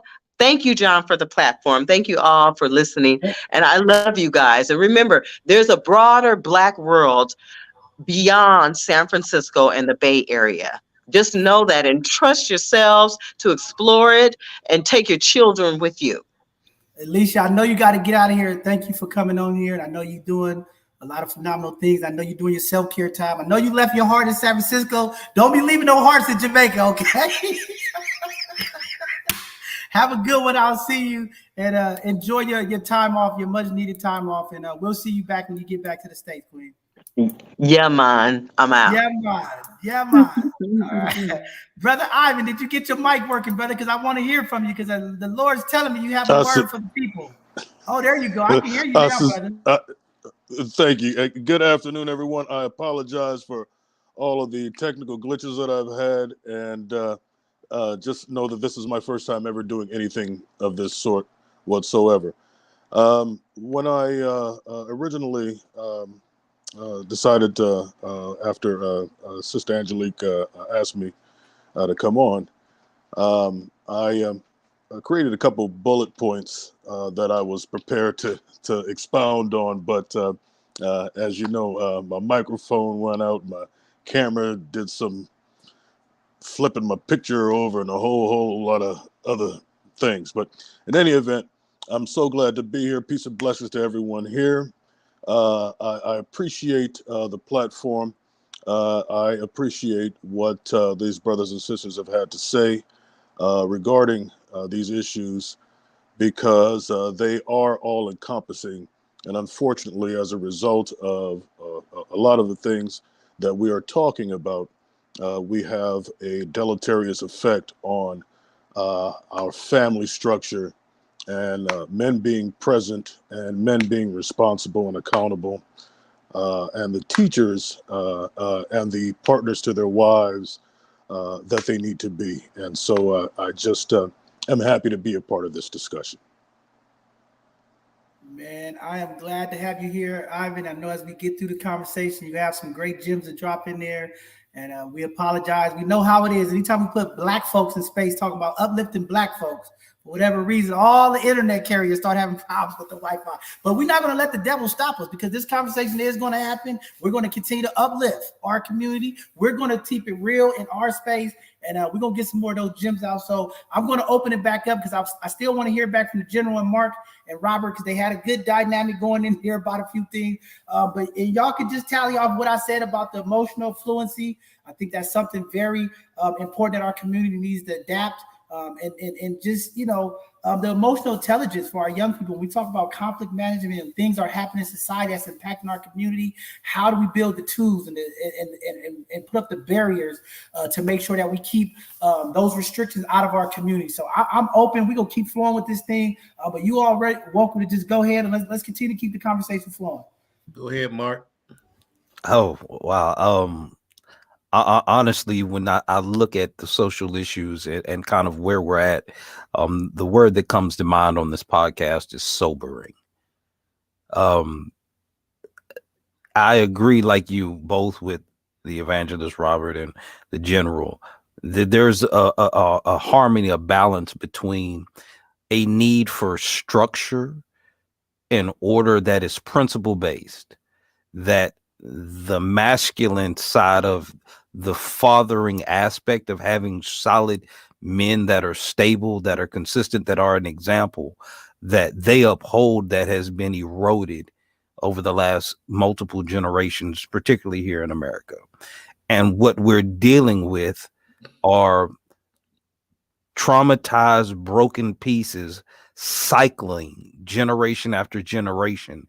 And we're having to cope with the outcome of men who have been wounded starting from childhood as boys, and how they see themselves, what they expect from themselves, and ultimately what they produce and how it's impacting our society. Our women have had to take on additional weight and burdens in this last 400 or 500 years that has, quite honestly, it's hard to acknowledge and recognize properly. So when we see our mothers raising boys on their own, and we're having to patchwork a community together so that they can give their boys the best opportunity to see the closest example of what manhood should look like. We've been robbed of rites of passage. We've been robbed of owning how we identify ourselves as boys, as black men. And we're living essentially behind enemy lines. And when we take all of these ingredients together, then when you deal with spiritual impact, social economic impact, it can be overwhelming. But in a, I guess, condensed version, we have to marry the nurturing, identity giving love aspect of a good father back into our society and our culture at a macro level. And it has to be something that is, like I say, at an individual level. Each of us has a different circle of boys as men that we all impact, that we influence, whether it's the sons in your house, on the street, at the grocery store. There's a circle of boys that see you as a man, and they're not going to appreciate or respect anything you offer to them until they know it's genuine. Why? Because they understand in this world, sometimes you can get bit by what looked like it's supposed to be there for you. And we have to earn that place back as our elder generation, and rebuild that bridge so we can give them the benefit of our experience without them having to suffer the same trials and tribulations. And I see that being ultimately what we're trying to accomplish in this kind of conversation. Yeah, and Mark, can you give us a little what that looks like? Because I think that's a very important part when you're talking about earning back the trust of the community. When I'm working with the elders of the community, when I'm working with parents in the community, sometimes the mindset in our community is I'm the adult, shut up and listen, or I'm the mother, don't listen. But there is a level of respect that has to happen between our young people and our adults. But when you talk about earning that back, what does that look like? Because I think that's something that we really need to focus on, to earn our trust for our young people. I'll say it again. We must connect before we correct our young people. Again, Absolutely. Community, elders, we must connect before we correct our young people. You can't just walk up to a young person and say, your pants is hanging off your butt, pull your pants up. You're doing this on the corner. Like, we have to first connect with them and understand what those obstacles, what those barriers are, what are the emotional, the things that they're dealing with. No, I just gravitate to them. I get where you're coming from. I think one of the big things is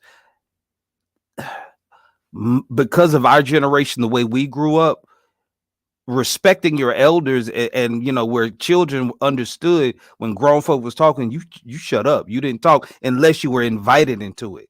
That has changed over the last few generations. So for us who had that, we step into now expecting it to be like it was when we grew up, and that's not the environment now. So in order to get that respect, you have to give it by first demonstrating that you're worthy of respect. We have to be congruent. And because so many times we profess things publicly, whether we have a position or a title, or we're trying to save face and look good, but the hypocrisy in our life, our boys see that and they can't respect us when we're not congruent with our words and actions. So you may even be telling them what's right, but when they see you doing something that ain't consistent, ain't solid, they gonna put you in that category not to be trusted. So we have to earn the right to lead them by being congruent. Man, hey, Mark, I love that you said that, because I got a bunch of hate mail because I was telling some guys in the community this.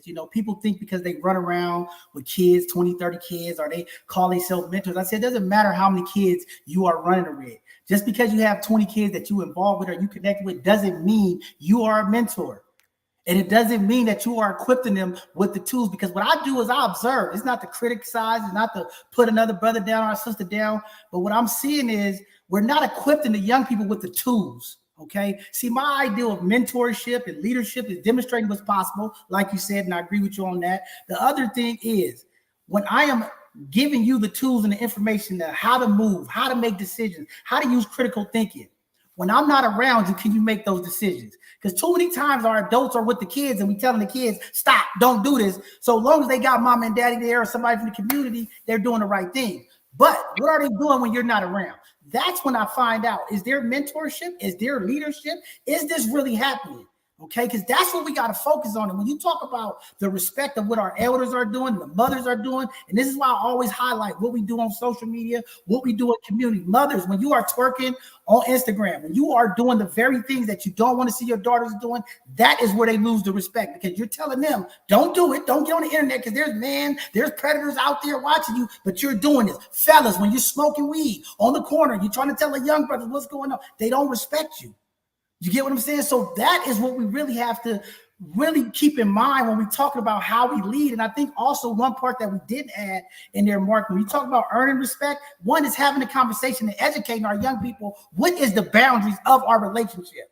Because we have to define, I am the adult, but we have to have an education with the young people on this is where I stand. I'm going to respect you and listen to you, but here's the ground rules. These are the boundaries when it comes to how we move. Because I think once you educate the young people and they understand their role, you understand your place. Now, I'm going to let you speak. I'm going to let you get off your chest the way you're going, but here's the rules of how we're going to engage. That's and good. now we make the process, we're uplifting the young people in the community.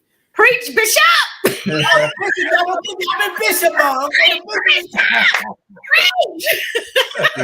I'm glad you said that about the critical thinking, because I've been wanting to say that for a while now, because through this whole process, we've lost our critical thought process. I don't care where it's at, if it's with the schools, for a police officer, the reverend, or even with your family members.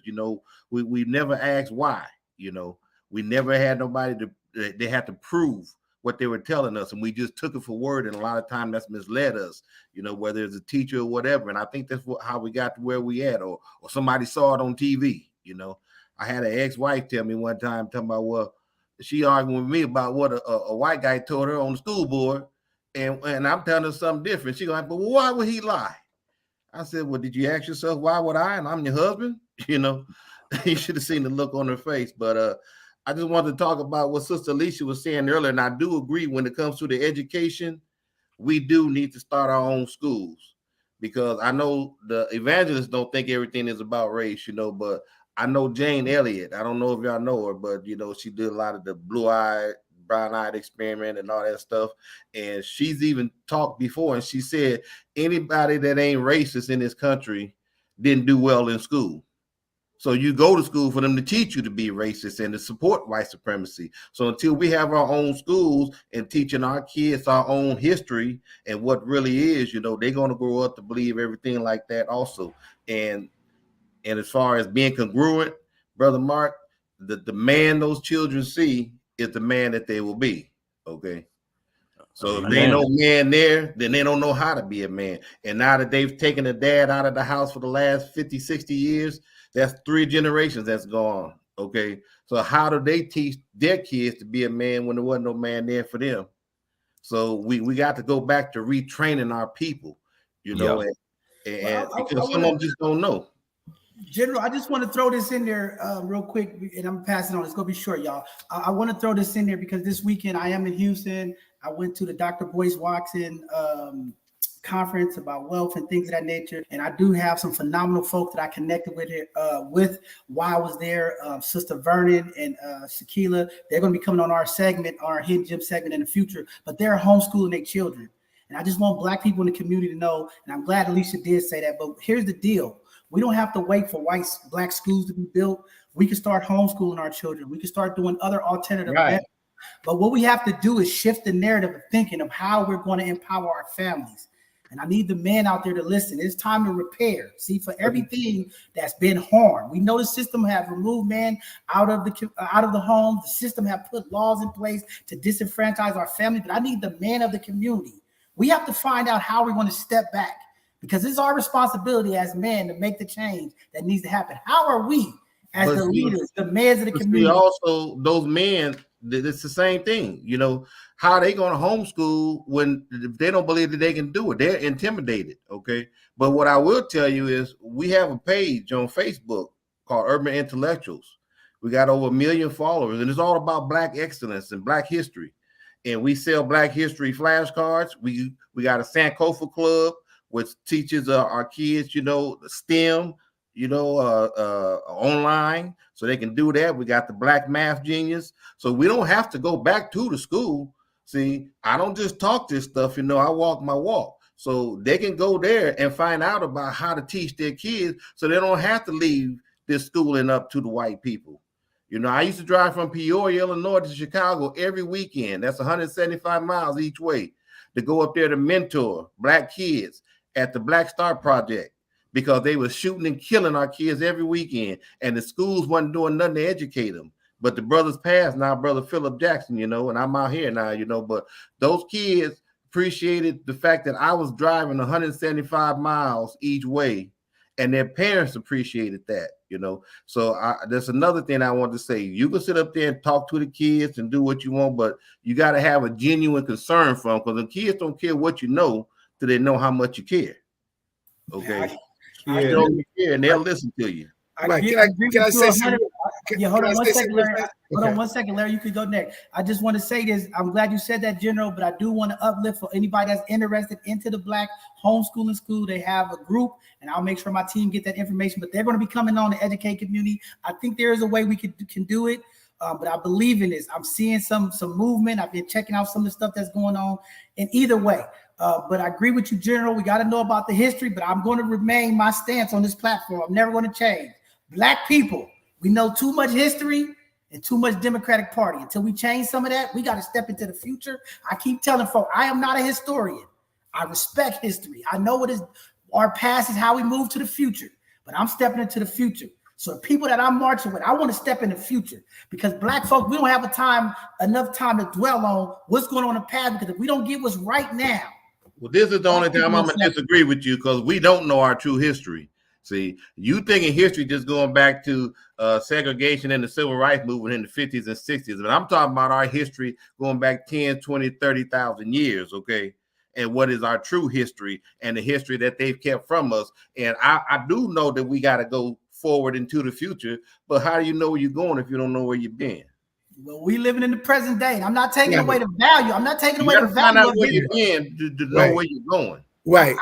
But we've been told so many lies. I need my young people to know today. That's what I'm trying to tell you. That's why they need to know their true history. But let me say this, General, before you go. We know where the future is going. And if my people out there listening today don't know where the future is going to automation. The future is going to robotics. The future is going to technology, digital currency. Okay, if we don't learn that, I don't want to sell my young people to go be janitors no more. I want them to be in artificial intelligence. I'm telling you where the future is going. I told you we teach them.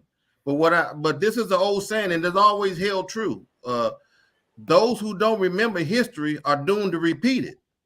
So if you don't know your history, we're going to end up right back into this slavery, because that's where we're headed right now, the way things are going. We're going to end up right back into mass incarceration. We're going to end up right back into miseducation. So we got to find out what they did and the tricks they pulled on us, so that when we go on in the future, we know how to avoid those traps. But we in the traps right now. You heard the statistic earlier. That's because we haven't remembered our history. We haven't learned it. We moving forward. I'm gonna go and pass on to Larry, but General. Okay, yeah. Okay, Okay, now, both of y'all got some valid points. You know, I truly believe that we do need to be re-educated. You know what I'm saying? And I also believe that history is very, very important, because we got to know who we are in order to get where we're going. You see what I'm saying? And I also agree with you, John Henry. Technology is improving, and they 1, 2, 3, 4 steps ahead of us when it comes down to this high-tech stuff. You know what I'm saying? But at the same time, we still got to re-educate ourselves, the young and the old. That's another reason we in the situation that we are in as a people, because of the damage that was done through slavery. It's our responsibility to re-educate ourselves till we get to the point where we become independent. You see what I'm saying? We have to rely on them in their schools and hospitals and hotels and banks and shit. We have our own. You know what I'm saying? So re-education is important. Knowing your history is important. But they game plan is this high-tech stuff, so they can continue to fuck us over. And Larry, I agree with you. I'm not saying that we don't need it, but I'm gonna tell you right now, and I agree with all y'all. I'm not saying history is not important. I'm not saying reinvest in education, but I'm telling you now, if we do not get this young generation, if we don't get our elders right now moving to the future, you think we behind now? We're going to be way behind. Because I'm telling you what's going on. I'm watching the business news. I'm watching the technology news. Artificial intelligence, robotics, automation is here. Digital currency is coming. If I don't get my elders in the community to understand this digital currency, when they remove those checks and they remove the things that we did, the cash dollar, into this new way of investing, my community's hurting. If you think we got disparities now, wait till they can't understand the whole block and chain and what's going on behind the scene. You think people are taking advantage of our people now? Wait till these young white savages, these psychotic white savages who has the technology advantage, who's going in our elders' banks, stealing their wealth. You think white people stole our wealth then? Wait till they start removing money out of our banks, stealing our houses, going into the computer system, redoing leases and loans of land, switching the names because we're not savvy enough. They've always done that. They're doing it now, and they've always done it. But we have to combat ourselves, and that's why I say we got to get prepared for the future. Ain't nobody disagreeing with you there. But you saying we don't need history, and you're wrong when you say that. I didn't say we don't need it. I said I'm not a historian, and I'm not trying to teach all these people this historic stuff. I'm trying to move forward. That's all I'm saying. It's needed. I'm saying it, but I don't want to waste 10 years educating my people about 300 or 30 years of stuff that's been impacted. That's all I'm saying, General. But it's a valid need. Go ahead, Rob. Yeah, I just wanted to jump in because I know a lot of people were saying so much, and I was just like, processing it myself. So, I mean, I'm just speaking for myself, obviously. Like I said, this panel is a representation about how we need to all be validated. So it's not about saying who's right, who's wrong. Just sometimes we just look at things from a different angle. So we have to respect and validate our thought process and our perspective of how we should go about it. Because at the end of the day, it's not about us as per se, but it's about what can we share from each other that can help out. So what you might say might help me, it may not help me. That doesn't mean that it's less than. So we just got to be very careful as far as how we approach it, because like I said, we don't want to come across as saying, well, yours is more valuable than mine as far as thought process and opinions. We just got to respect each other. We can disagree, and that's okay. But let's also respect, because at the end of the day, we're not the same people. Sometimes we just look at, we look at ideas and thought process from a different perspective. So as I'm listening in to everybody was saying, and everybody has validation, and I think we need to just continuously validate each other. And we have to set by example here, because I heard someone say earlier before that young people are listening to what we're saying. So if we're not validating each other, whether we agree or disagree, it doesn't matter. If we're not validating each other here, how we expect to validate others if we're not validating each other's thought process, our opinions, our perspective respectfully? That's number one. Number two, people ask me, do you have kids? I'm like, yeah, where are your kids at? I'm a father to fatherless kids, because I grew up around children who are fatherless. They see me as a father because they ain't grew up with dads. I told them, number one, I said, one, you have a spiritual dad in God. And I said, two, if you see me as a father, well, let me show you in different aspects as far as what you need to know, as far as how to grow up, what you need to be aware of, as far as the whole educational system, the whole societal hypocrisy. We talk about a lot of hypocrites in church. We talk about a lot of discussions there. So a lot of times we have to meet people where they're at by identifying with what they're going through, what their struggles are. Can you relate? Can you be adaptable? Because I think what happens is that you have elders who are so territorial and set in their ways, and they look at it from a tunnel vision where it's just one way, looking at it from one angle, and that's it. No, you have to have a different way of you have to change your way of thinking, so that when you see things differently, can you meet them where they can understand what your language is, and vice versa. And I think that when you have that kind of understanding, or at least that mutual respect, by just talking to them like a person, because one thing I despise is when you're quick to correct somebody and they haven't taken the test. It's like giving them a math quiz and they haven't started yet and you're quick to correct them. Slow down, pump the brakes. Let them sort this out. If they did it right, praise them because they're doing it the right way. Now, if they did something wrong, you show them how to. You show them in steps. You show evidence. You show proof. And when it's done the right way, then they start to figure it out. Then they get a chance to crack at it again. So the idea of education is not just in one place. It's all over. So education comes from school. Education comes from church, the Bible, the streets, politics, finance, family, the dynamic. All that's education. So what I'm saying is that you have to be able to equip all these ideas of education. You have to equip all these important notions on how to best suit our children that's up and coming right now. So we can't get into a whole battle of going at each other per se, because it's not going to work. Because this is what young people are seeing. Young people seeing is that when they see grown-ups getting at each other, going at each other, we have to learn how to sell things with words and not with violence. We have to learn how to, it's not just physical, but I'm saying also verbal too. So what I'm saying is that young people watch us not when we're looking, but when we're not looking. That's when they're really watching you, because we're being watched by the watchers. So we're being watched by those watchers. So what I'm saying is that every one of us in this panel has something great to offer. Let's not compare and contrast to who's better than who, because that means absolutely nothing.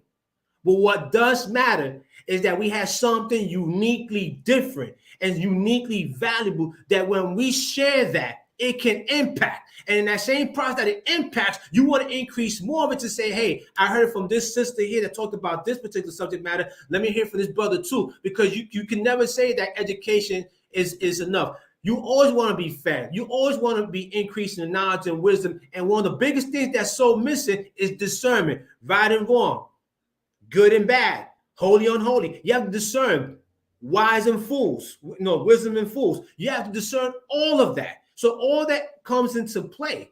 So what I'm saying is that we have to make sure that we address these matters at a way that, we know what's out there. We know what's right. We know what's wrong. But unfortunately, a lot of youngsters don't know that yet because no one hasn't taught them that. So our job is to teach them as far as what we know that's passed on to them, and even connect with relational other people. In other words, you have to develop relations with other people to say, hey, you know what?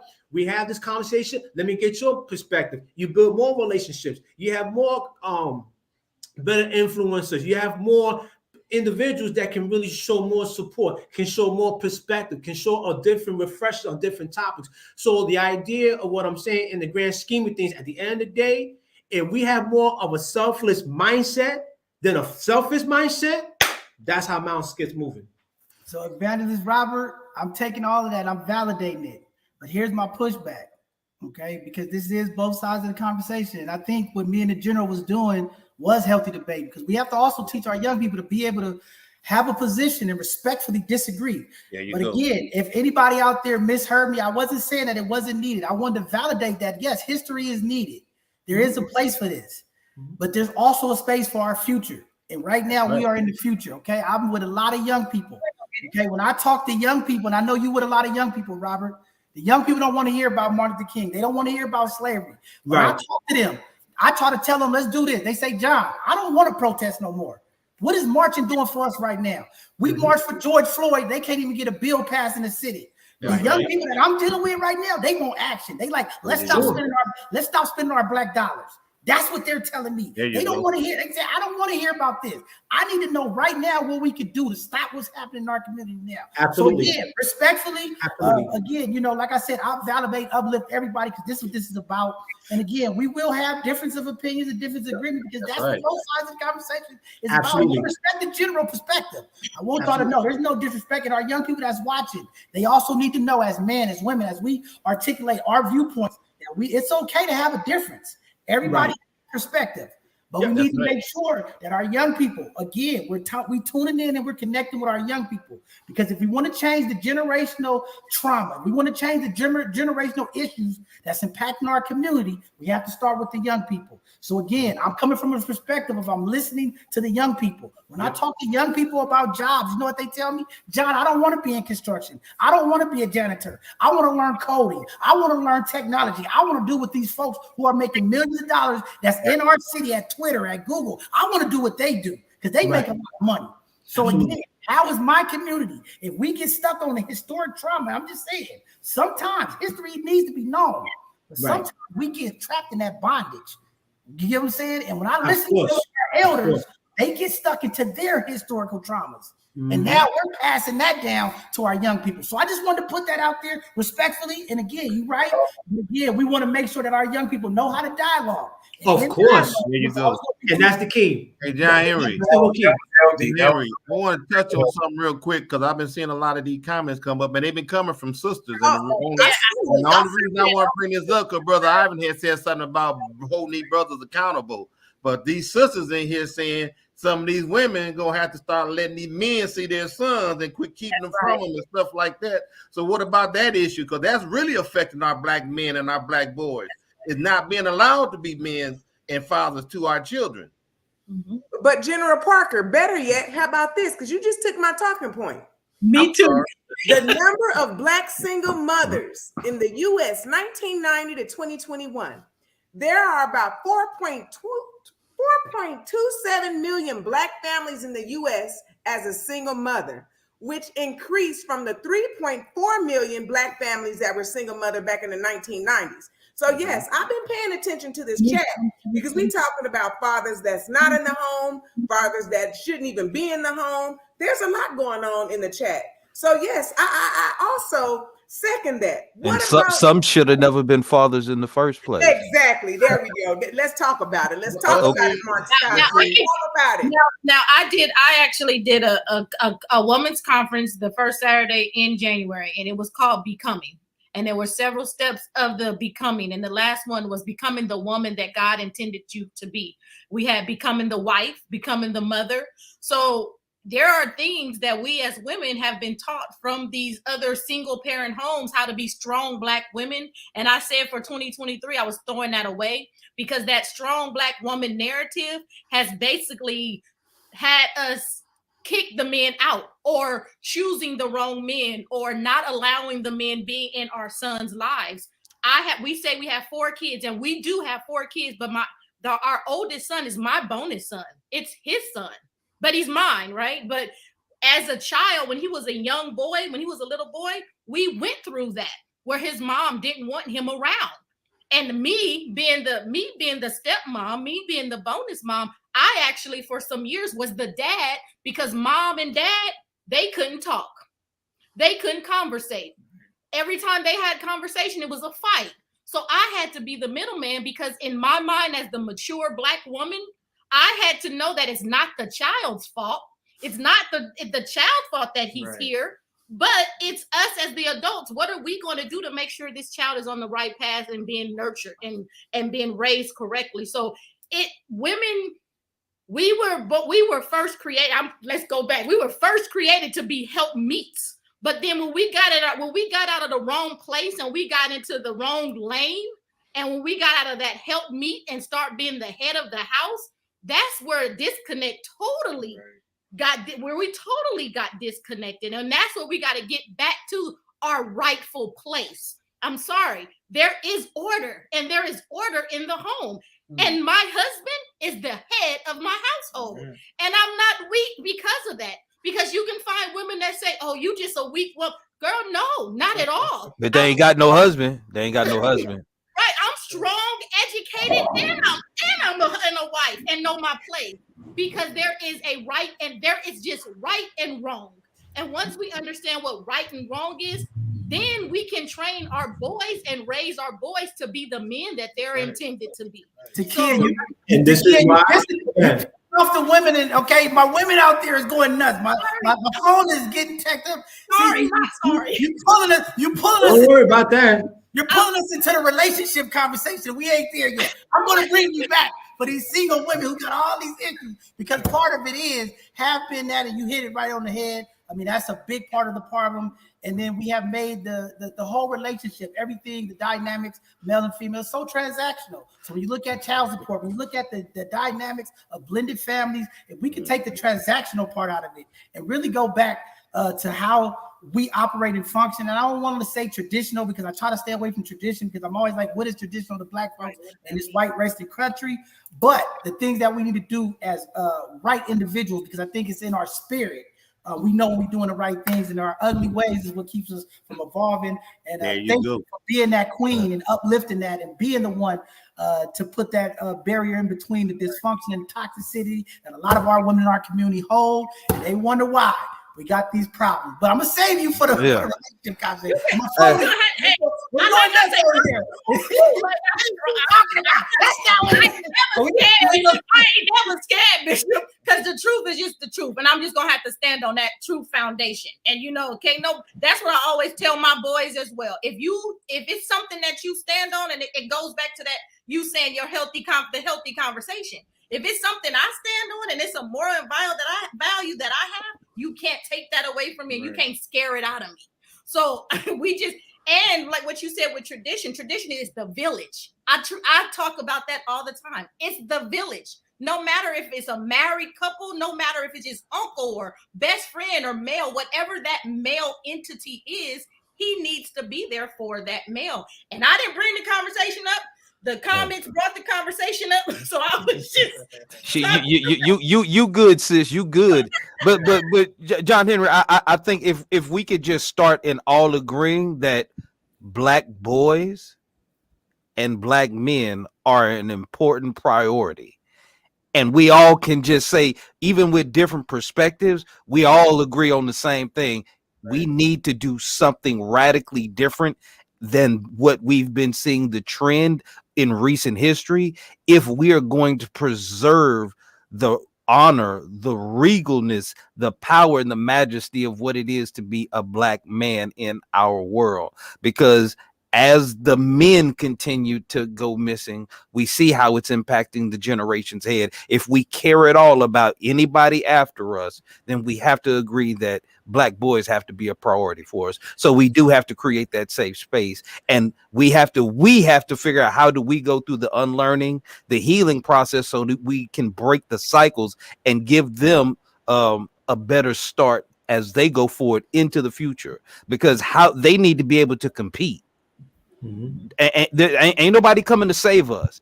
We can't complain about the kids when these are our kids, and ain't nobody responsibility but ours. So there's some hard practical things that we have to look in the mirror and we have to own and be transparent with the kids, because that's part of earning the respect. It's not being perfect, but it's being consistently honest and transparent. They see our struggles, but if we pretend like we got it all together and they know the light's about to get cut off again, they don't want to hear hypocrisy. Right. And this has been one of the challenges I know the church has had. This has been one of the challenges we've seen, of course, in media, because everybody's starting to become more aware that there's a difference between what I'm being told and what I'm seeing happen. So let me figure out how to navigate this. And if they can't get the truth from us, where are they going to get it from? Right. My brother. All I can say is my. You taking me to church right now, Mark. That is perfectly what's needed to be said. And I think all of this starts with the investment. And we talk about investments. We're not just talking about the financial investments. We're talking about that internal spiritual investment that we give into our young people, the mothers out there. We got to encourage these youth when you are dealing with the separation. We can't be talking about you look like your daddy. You ain't gonna be nothing but your daddy. It starts there because that is the broken poison that's in us. That is the trauma that sits in there in our young people. They grow up from little babies, and this is why I said it earlier. No disrespect to some of the men out there. This is why I say the toddler mindset. When you got a toddler, they crying, they dealing with different emotions. They can't speak what's going on, so they just acting out. Sometimes they're acting out as crying, hollering, kicking, and now we got a bunch of grown men who are just coming out in rage and violence, right? And if we keep running from our traumas, we just one decision away from exploding. And that's what we got going on right now. We got an explosive community. This is why these young brothers out here is on the edge all day long. If it's not suicide, it's drugs. They're looking for something to release that trauma and that hurt. And I think the investment from the families, the community starts by the encouragement, lifting up to our kids, the investment in our communities, our school. See, the problem is we are healing half of our community. And this is something that white folks, city officials, folks don't want to talk about. See, when we talk about the funding and the money that comes to our community, the investment is in the Black women of our community. You cannot heal half of the community and expect to have a holistic approach.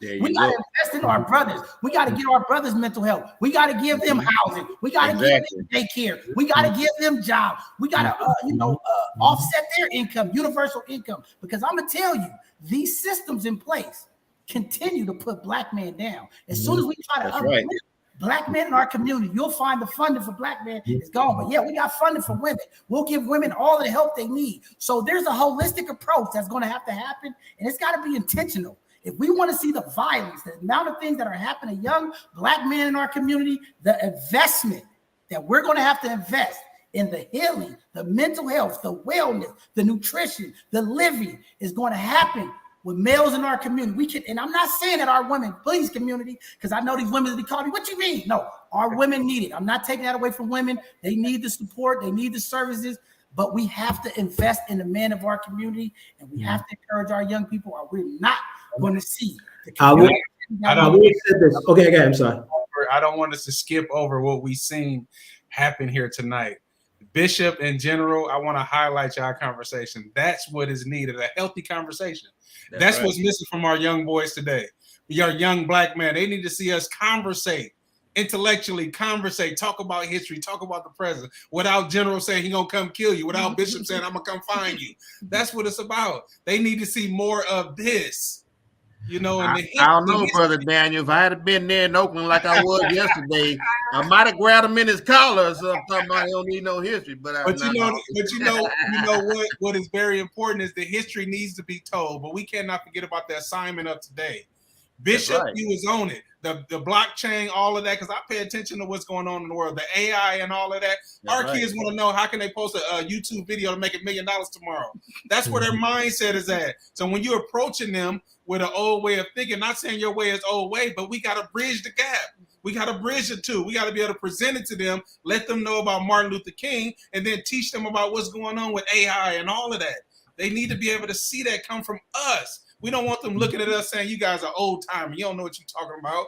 We've been through enough storms. I think if we teach them children their history and what they came from and who we really are, absent of King and all that other stuff, show them who we really are and what they came from. And we're the ones who invented science and technology. Right. The white man learned from us. Okay. They don't know that. See, if we showed them who they are and where they come from, wanting to get on TikTok and Instagram and shake their butt and all that other stuff and talking about the guns they got and the dope they sold and all that, that would be stupid to them. They say, man, I'm not even there. That's not doing nothing for me. Teach them their value. That'll make them want to go for the STEM courses. This is why I've always said that that I've always said that this is why the youth are today's leaders for tomorrow's future, because at some point or another, we're all going. At some point in time, when there's tomorrow, who knows? Only God knows the honest truth. But when it's time for us to go, what are we passing on to our children? And I think we have to lament that legacy, so that as we pass on and we pass on that torch, that the mission continues to go on. And we have to make sure that as we find this good fight, we have to show them how to fight the good fight, because at some point or another, it's time for us to go. And before it's time for us to go, what are we showing them? And I just pray and hope that we can lament the legacy, that we can pass on what was taught to us onto them, so that they can be raised to be productive, good men and women. Yeah, I think the general hit on a good point, that we do need that historic part to be taught. And I think the way we do it is about exposure. And this is why I'm saying the investment. Because if you take kids from the ghettos, from the communities here, and you take them to other countries so they get that exposure to see what life is outside. Because I'm gonna be real, I had a conversation with my uncle today about, in California and around the United States, Black folks are still a little entitled. We still a little comfortable with what we have access to. And I think sometimes exposing our kids to third world countries and some of the other things in historic value, I think is definitely a beneficial to our community. So I don't want to kill that. And I think that's where I'm saying the investment. How do we expose our kids to outside of the realms that they see? Because they don't believe. If you tell a kid who's standing on his block all day and all he sees is the same people on his block, how do we get him to elevate and evolve if he don't understand what's out there for him to get? Because that becomes the hopelessness. That's become, if I go do X, Y, and Z and I still get the same return of this corner, how do I feel? Or how do I feel empowered that I can get to this next level? So I think the exposure and the investment is where we need to continue to focus on, to uplift these very young people in our community. They need us more now than ever. We need the community to invest more now than ever. Our elected officials, all of our cities, we need to do an investment now. If we want to see change, if we want to get, a forward. But you all know, as Black joy starts to happen, as Black advancements start to happen, those very avenues will be railroad and detached. And that's why I believe building generational wealth, teaching our young people the financial tools that they need to be successful. Because it's hard to sell a young person out there who feel like he's robbing. We just had a jewelry store here in the Bay Area, robbed for $200,000. How do you tell a young person to go to work every day and they like, I go to work and I only make $500 every 2 weeks, but I could go rob a jewelry store in 20 minutes and make $200,000? So again, it's being real, and it's being able to give them an actionable, realistic what things could be. So I think that's where that investment come in. And that's why I always encourage our investors, people that we deal with, come talk to our young people. And that's why I'm trying to put together this club to bring some of the Black entrepreneurs, some of the Black tech folks, some of the Black lawyers to come to the community. Bring your Lamborghinis, bring your Ferraris, so that our kids can see it's other ways to drive a nice car, because they have to see it, right? Because all they see is the only way you get a nice car is you're a rapper, or you're a robber, or you're a killer. But if we start showing them, hey, this guy's a stock investor. Hey, this guy is a technology geek. He's a, you know what I'm saying? I think we gotta expose them to it. In our community, sad as it is, we don't see it until we can't believe it until we see it. We have to show them. And I think it's going to take all of us. We can't just tell them we're running a business. How do you get there? What does that look like as a business owner? And that's why I always say everybody want to do these things until it's time to do those things. And we got a lot of work. But with that being said, y'all, I just got a text message. I got to get out of here because we're running up against the clock. This is always a great conversation, but this is what we're going to do, because we don't never end our show without giving all of the panelists an opportunity to give some parting words to our community, some encouraging words, an open heart, some love, you know what I'm saying? And we're going to do that, and we're going to let everybody get an opportunity. And we're going to have a part 2 of this, because I think this is a very important conversation. And I'll get the general and them to come back for the Mark. We'll get you back for the relationship. I got these women going crazy in my text message right now. They want to go in here and challenge Takia. So we got to get this relationship conversation going up again. I be trying to hold on, but they going nuts over here. So I gotta go ahead and get that set up. But with that being said, and in respect of our time, and I respect that you all time, and we appreciate you all being patiently. I know the words is playing, and y'all have families and things going on, and I appreciate you, Robert, because you're on East Coast time, for hanging in here with us tonight.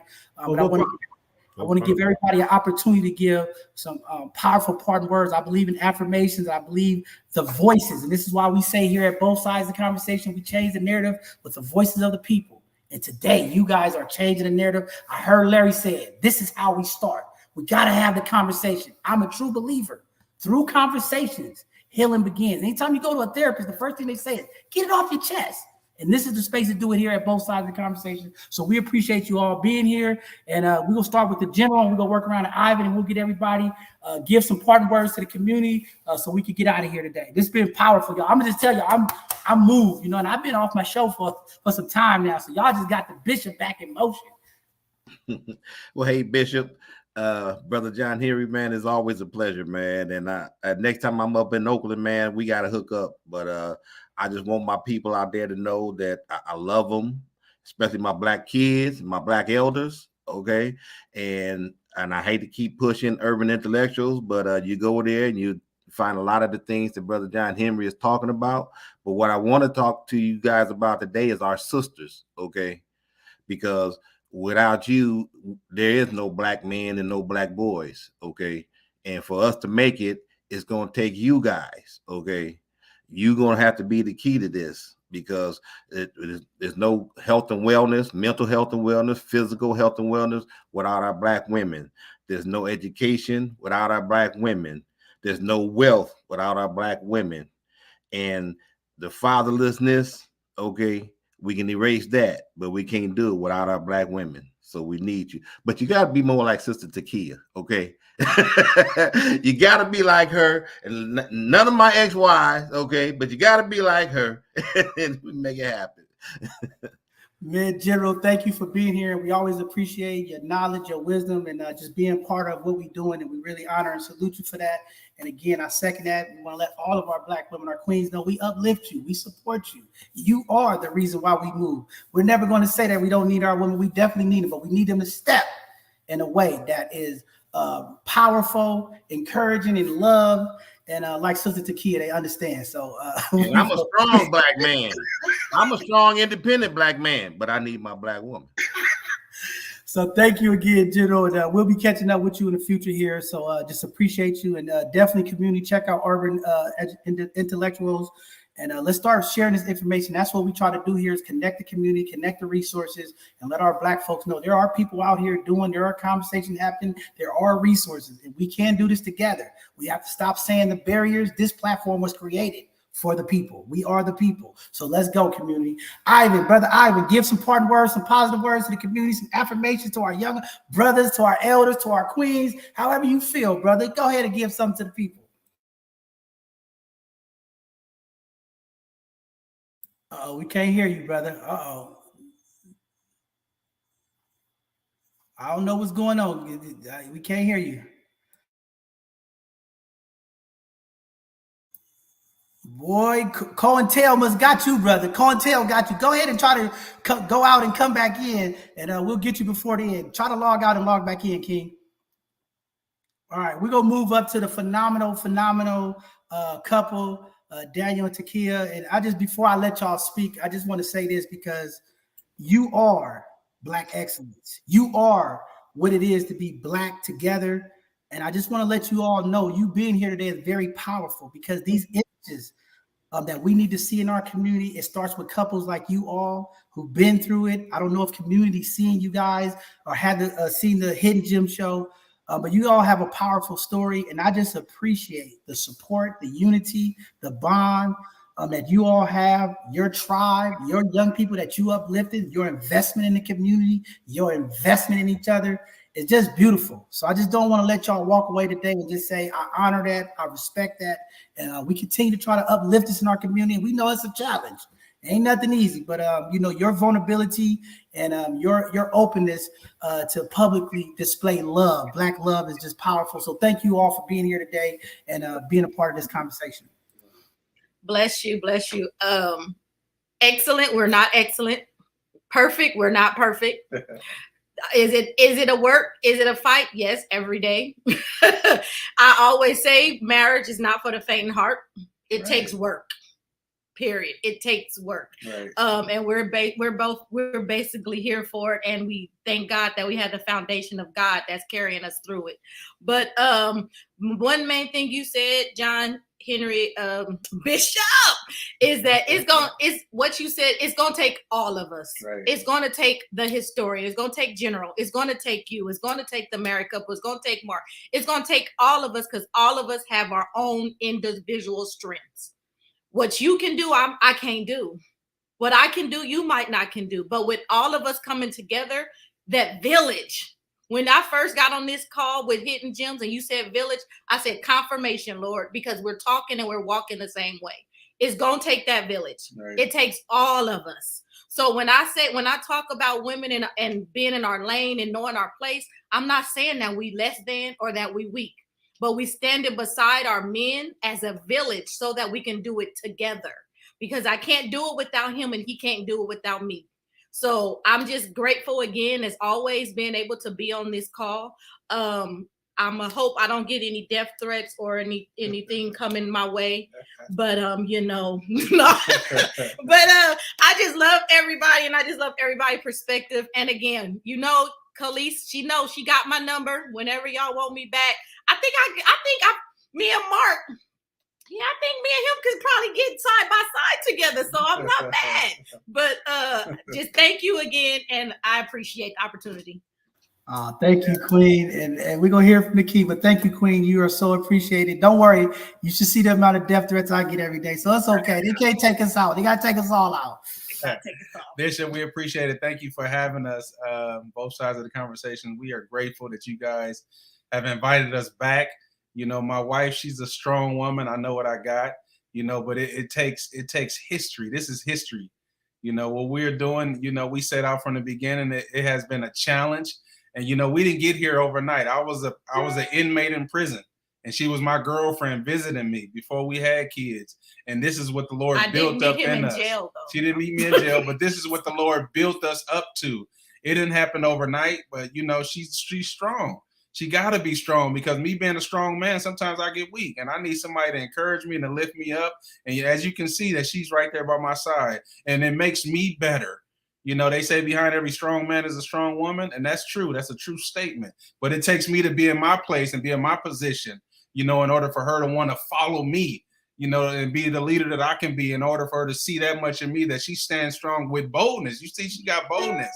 So just imagine we bold together, and that's what it takes. And we just want to be examples for those families, those Black families, those Black young families, those families that want to raise their children the right way. You put into them and you pray and you hope that, they rise up to the occasion one day. So my wife, I thank you. I thank you for having us. Love y'all. Man, brother, all I can say is I love you too, King. And I think that's something else we need to do in our community as men. You. Love you, man. I respect you, because it takes a man to publicly uplift his wife. Yes, sir. And I agree with you. It's good to have a strong woman, but we don't need the independent, strong Black women that think they don't need that.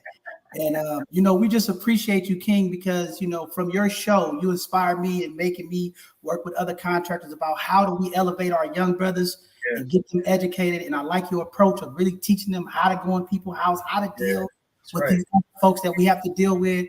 And I just, like I said, publicly, I just want to say I love you, brother, and I thank you.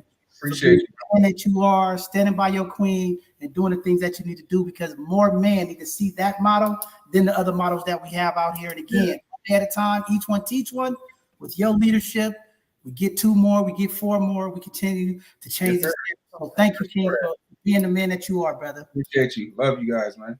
Man. All right, brother Larry, the graduate, the scholar, the wisdom, the elder. Yeah, well thank you. Thank everyone. Thank everyone. And what I gather, because when unity is the key. That's one of my favorite cliches, is unity. But after thinking about it, love is very important too, because without love, there can't be no unity. You see what I'm saying? So I'm gonna have to incorporate that into my cliche, because love can conquer hate. You know what I'm saying? So that's what I got out of all this today. So that's what we have to do.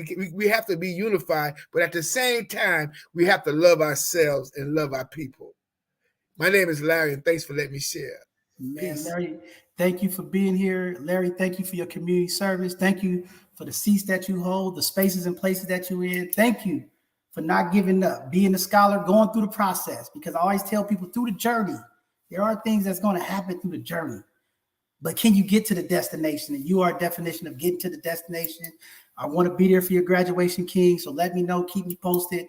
But just proud of you, brother. Every day we elevating, and this is how we do it: talking and kicking it around with each other. Iron sharpen iron, and we got that today. So thank you, Larry, brother. Brother Robert, the evangelist, the Puerto Rican king, the brother from the East Coast that's doing the most for the community. Brother, holla at the people.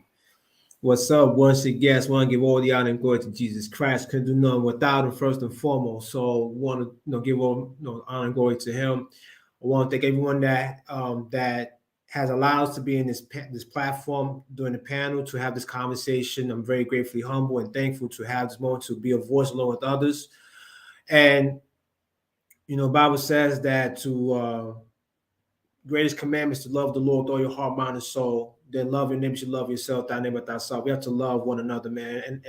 And like I said, without love, you have nothing. We are nothing. Love is the cornerstone. Once you have love, then everything else just follows through. And I also want to just promote to folks that to get in contact with me as far as connection. I have a YouTube ministry called MVP Most Valuable Poet Ministry. Subscribe, comment, like, and share. And let's truly connect. I mean, let's truly break bread, because like I said, with technology that's out there now, we can just, connect with one another on Facebook, through YouTube, and let's really connect and break bread, because like I said, we all have busy lives. We all have stuff going on as far as what we need to be working on. But at the end of the day, we all have jobs to do. We all have jobs to do. Every one of them has an important role to play. And let's make sure that we don't compete to be complete, because then you'll be incomplete. No one's better than nobody. We all have been gifted of what God has shown us and what he's gifted us with. Let us use it for the right reasons. Let's continue to build each other up. Let's continue to edify each other. Let's continue to exhort one another, encourage one another, most of all, love one another. God bless you. Love you. Peace and blessings. Man, God bless you, King. And thank you for being here today. We appreciate you as always. Brother Mark, the fire starter, the fireman. You got to put this fire out, brother. But, great to have you here, Mark. Please give some parting words to community. You always right on time. You always got the voice and the sense of reason. So go ahead and holler at the people, King. Well, first of all, Bishop, thank you once again for putting the conversation together. Celebrate you and the co-host, everybody on here. I'm humbled sometimes, because when we realize the diversity of the richness of perspective and experience that we have, my hope is that we can use all of it in a way to where we can take the best parts of everybody and put it together so we can push the whole community forward. The word that I'm kind of left with to wrap up would be compassionate accountability. If we agree that Black boys and Black men are important, we have to be compassionate to understand the history, the socioeconomic influences, and the mental health issues, but we also have to be accountable. We have a responsibility in how we respond to that. And if we can agree that we're going to love each other, treat each other with respect and dignity first, get on code with each other, and own our investment into the future, then I don't think there's anything that can stop us, no matter how dark it looks.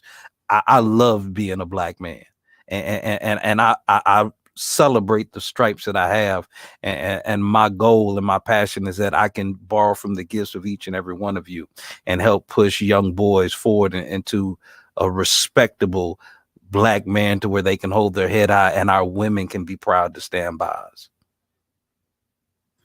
Wow, pathetic, brother. You always get me there, and just appreciate you, man, and looking forward to getting you back. Continue to do the work you do. We're here to support you. You know that anything we could do, we definitely be reaching out to help you. So just let us know, brother. And then, Brother Ivan, did you get your mic going?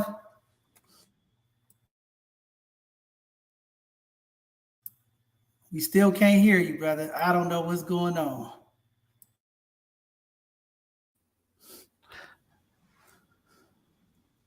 I don't know. You might have to take those earpieces. I don't know. Is your earpiece connected to the computer? Yeah, I don't know. And I know he has something good to say too. I know. It's like all day I've been waiting for him to do. I know he was going to drop something. This goes back to my point about the technology. We got to get our elders, the community, advanced with this technology. But hey, Ivan, we can't hear you. But No, we can't hear you. We'll get you back, brother. We'll get you back. We'll get you back, brother. We can't hear you. We can't hear you. We'll get you back. But we appreciate you being here. Sometimes your voice don't have to be heard. It's just the presence. Another black man in the presence with the people. So we appreciate you and we thank you. And we'll try to get you back on another segment so that we can hear your perspective. And again, you know, technology sometimes it hicks us up. I don't know. They don't like black folks talking about good black news and all that good stuff. So it's there. But before I pass it to my co-host, before we go, every show we got to highlight and uplift our sponsors. I want to thank Collective Impact, Dreamkeeper Initiative, the Human Rights Commission, the Baby Y, Homeless Children Network, all of the folks who believe in the bishop, both sides of the conversation, what we're doing to impact black folks. Without you all, we can't move. It takes a lot to impact community. Thanks to Uncle Stank. Thanks to all the amazing folks that continue to support the work that we do and believe in the work that both sides of the conversation does to move forward. So, with that being said, Khalees, the queen, the co-host, give us a synopsis of today. I know you've been writing and taking notes over there. Yeah, I have a little bit. This conversation today was pretty deep. Social issues affecting Black boys and men. I tell you, to all of the incarcerated young men, do something different. Do something different. Hang around somebody different. Don't follow into the same footsteps that led you to jail or prison. To the curious, confused boys, be still. Just don't move. Just be still. And to all them single women, just know that you're doing your best. Keep doing your best raising these young boys, these men. Do your best to know that you'll be appreciated. And to all our beautiful power couples, stay committed and loyal. I have had a wonderful conversation with all of the panelists on here. It's been wonderful. I'm so proud to be part of both sides of the conversation. As you know, we have our Hidden Gems Tuesdays and we have our Educational Thursdays. If you feel that you have a topic that can contribute to those days, reach out to us at both sides of the conversation. Because I tell you, we are needing youth. We are needing youth. Reach out to us and come be with us. Man, thank you very much, colleagues. So y'all know what that means. It's the time to end this thing. Before we go, the bishop has to give the benediction. It's been a while. I haven't been on my show in 2 weeks. I don't know if I can live up to the hype of the benedictions, but today I will get it out. I'm sweating over here. I don't have my towel because I'm not in studio, so I can't wipe the sweat off. So excuse me if you see the spit and the sweat flying all over places, but I will give the benediction today because, again, before every show, the bishop must put it all together for the people. So with that being said, today, community, this has been a very powerful conversation. I don't know if you was paying attention. Maybe you missed some of the conversation. You need to go back, retract, because we talked about history. So I know we have some historians out there who are listening. Go back in time and listen to the beginning of the conversation. Then get into the future, to the end, and see what's going on, because today, we have to uplift our youth. We have to uplift the very man in our community. And it's going to take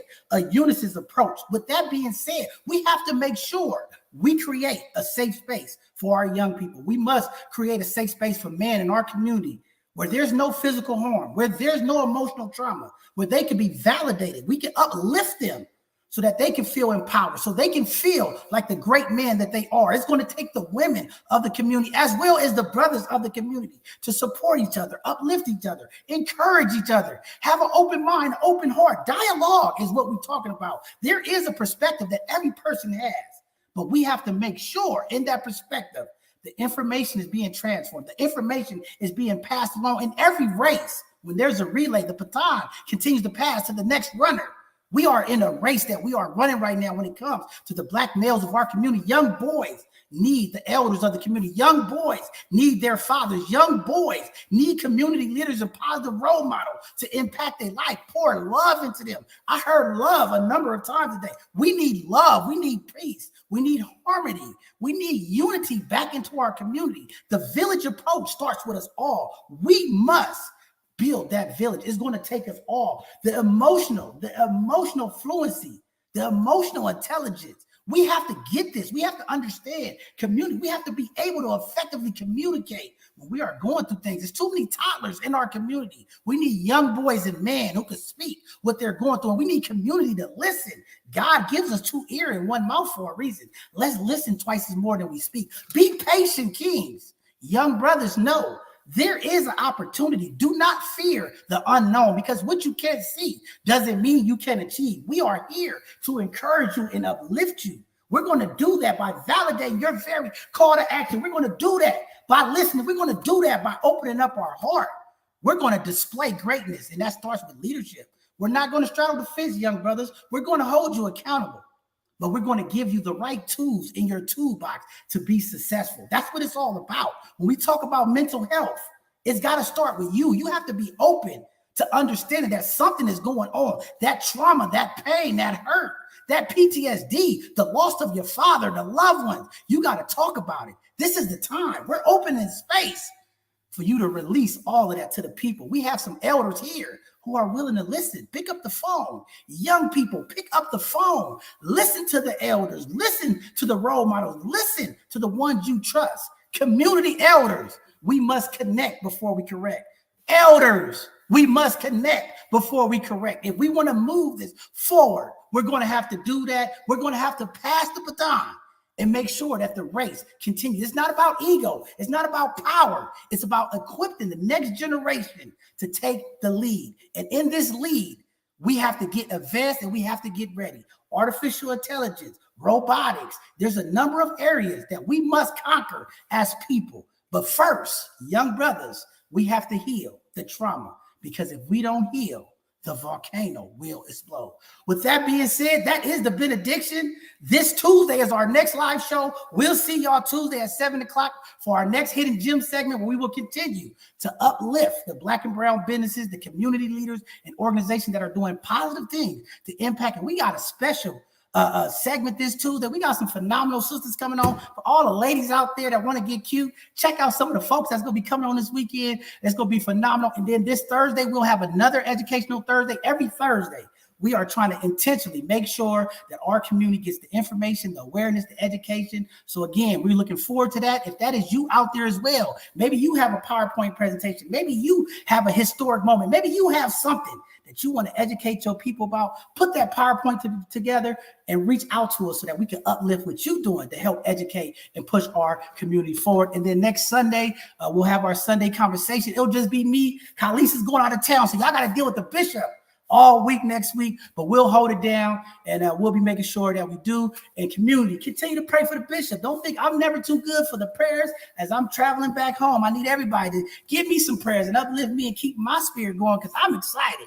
After this 2-day conference, I've been uplifted, hearing about the financial opportunities we could do, the family schooling, the amazing folks that was in there, some phenomenal Black people. Don't say we're not moving forward, community. We are stepping. With that being said, thank you all for tuning in today. We look forward to seeing y'all this Tuesday. Again, if y'all could get out to our skate event, come skate with us. We'll be flying all over the place, falling, having a good time. Because again, both sides of the conversation, we're about uplifting our community, bringing joy, happiness, and opportunities for folks in our community. So with that being said, have a blessed evening out there, everybody. Show some love. Connect with our young people. It's dinner time. Make sure you sit down and have a conversation with the young people. Oh, I see some hands up. Did somebody want to say something? Larry, were you trying to say something, or Brother Robert? No, I was just saying peace. Peace out. Peace, brother. All power to the people. Y'all know how we moving. I'll say peace and blessings. Much love. Much love. I see y'all, man. Y'all have a blessed evening. Be safe out there. Continue to love and uplift our community. And we'll see you all soon. Have a blessed one.